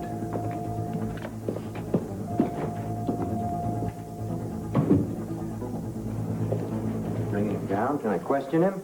Well, it's not that simple, Herb. Come on. Great. Let's forget the red tape. Adrian LaRue is the key to Dorian's case. He helped Mitch Lawrence kidnap and drug Cassie. If I get him to testify... That's a big if. What do you mean? Is he already pleading the fifth? You better brace yourself. Mr. LaRue doesn't know the Fifth Amendment from the Ten Commandments, or the Three Little Pigs, for that matter. Well, you can see for yourself. He's on his way now. Hi. I did it. He told me to do it, and I did it. I bet those guys are in stitches now. And now we can all go on a picnic to Tacoma with Grandma. Mm-hmm. He's been like this ever since he got off the plane? Yes, sir. These are his effects. Oh, no. Those things aren't important. Only Brother Mitch is important. Ah, yes. He is the power and the glory and the ever-loving wisdom of and the all-meat burger with the little onions and the mustard and the relish and all the... But you really shouldn't look in those little hamburgers because they're pretty disgusting inside. We should probably be bowing now, shouldn't we? Adrian, Mr. LaRue. I am the god of hellfire, and I want to hold your hand. Oh, I am holding your hand. Mm-hmm. Are you experienced? I think you are. Take another little piece of my heart now, baby. Don't waste your time, Herb. They're never going to let this character into a courtroom, much less let him testify under oath. They're here. They're back. Just when you thought it was safe to go back to Southport. I'm sure we should be bowing now, shouldn't we? Get him out of here, Jim, huh? Come on, Dizzy. Back to the bullpen. Baseball? Yay! Forgive them, Grandma, for they know that they had to wear a tie. Dress for death, fellas. Dress for death. It's so formal, but dress for death. I'm sorry, Herb. Yeah, not half as sorry as I am. Lorraine had her hopes up, so what am I going to tell her? You see this? What's so special about it? The Ravenswood Hotel. Don't you see, Ray? This may be the place where Mitch and Adrian took Cassie. Come on, let's get out of here. Joe Riley's history. Any chronic disorders, anything like that? Well, as a matter of fact, there was one rather serious disorder earlier in his life. He had amnesia. Amnesia? Mm-hmm. Well, please, tell me more, Doctor. It was just before Vicky's... Oh, Larry. Oh, Clint, Mr. Roberts. Have they brought Cord Roberts in yet? No, we're waiting to hear from the airport. Are you okay? No, he isn't, Doctor. I wish you would tell him to go home and rest. Just a little fever. I knew I shouldn't have left you up there in the mountains. Well, after you left, he certainly took a turn for the worse. You've seen a doctor, I hope. Yeah, he said with a little rest, they'll be fine. So why don't you go home and rest? With Cord coming in? And this article I've been working on now. Have you ever seen a more stubborn man in your life? Yes, every time I look in the mirror. Tell me something, Clint. Do they stop printing the paper every time he gets a little sick? Is that it? No. And with Dorian's confession, I got to see that story through to the bitter end. I can't just trust that to anybody. Yeah, how about a writer from Texas? Who, you mean you? I thought you came here to get away from work. Well, I have a lot of things on my mind, certainly, but perhaps it would do me good to sit down and knock a story out at the typewriter. Well, if you mean that, I'll just take you up on it. Well, I do. I didn't know better. This is like deja vu. I mean, Clint Buchanan and Joe Riley talking over a newspaper. Tom, let me fill you in on the details. Excuse me, thanks, Sure. Doctor. Yeah. Dr. Wallace, do you think that I could maybe go wait down at the emergency room? I'd like to be there the moment he gets here. I think you'd be more comfortable waiting here. I tell you what, let me check. I'll get right back to you. Oh. Just a second. Look, before I talk to you about Dorian, were you able to get through to your daughter? Well, they're reprogramming her right now. Excuse me. I'm looking for Marilyn Dennison. I'm her father. She's busy right now. Is there anything I can do to help? Yes, I have a subpoena. Your daughter's been called as a witness for the prosecution in the murder of Mitch Lawrence.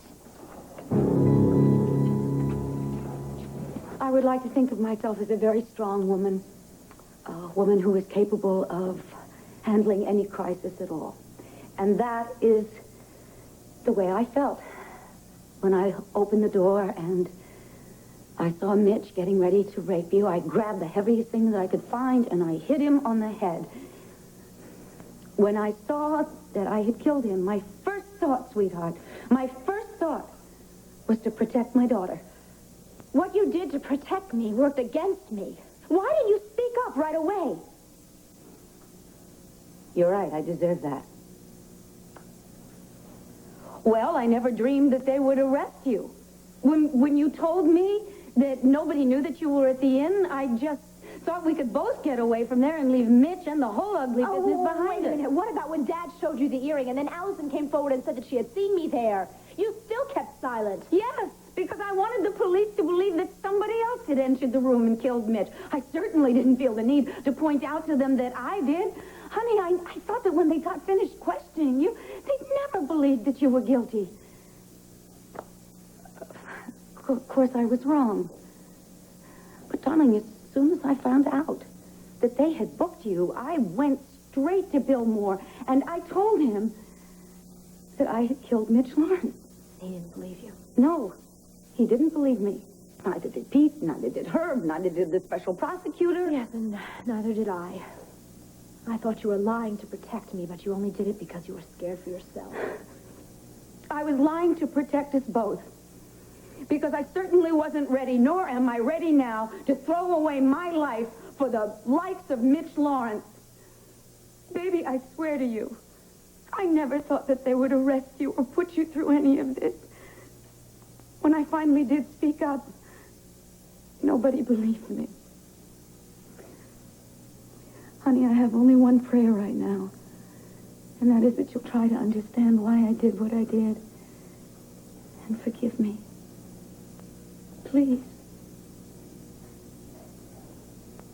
Nobody's perfect, right? I love you. I love you very much. And because of that love, I did something very stupid. I better get that. It could be your father with some good news.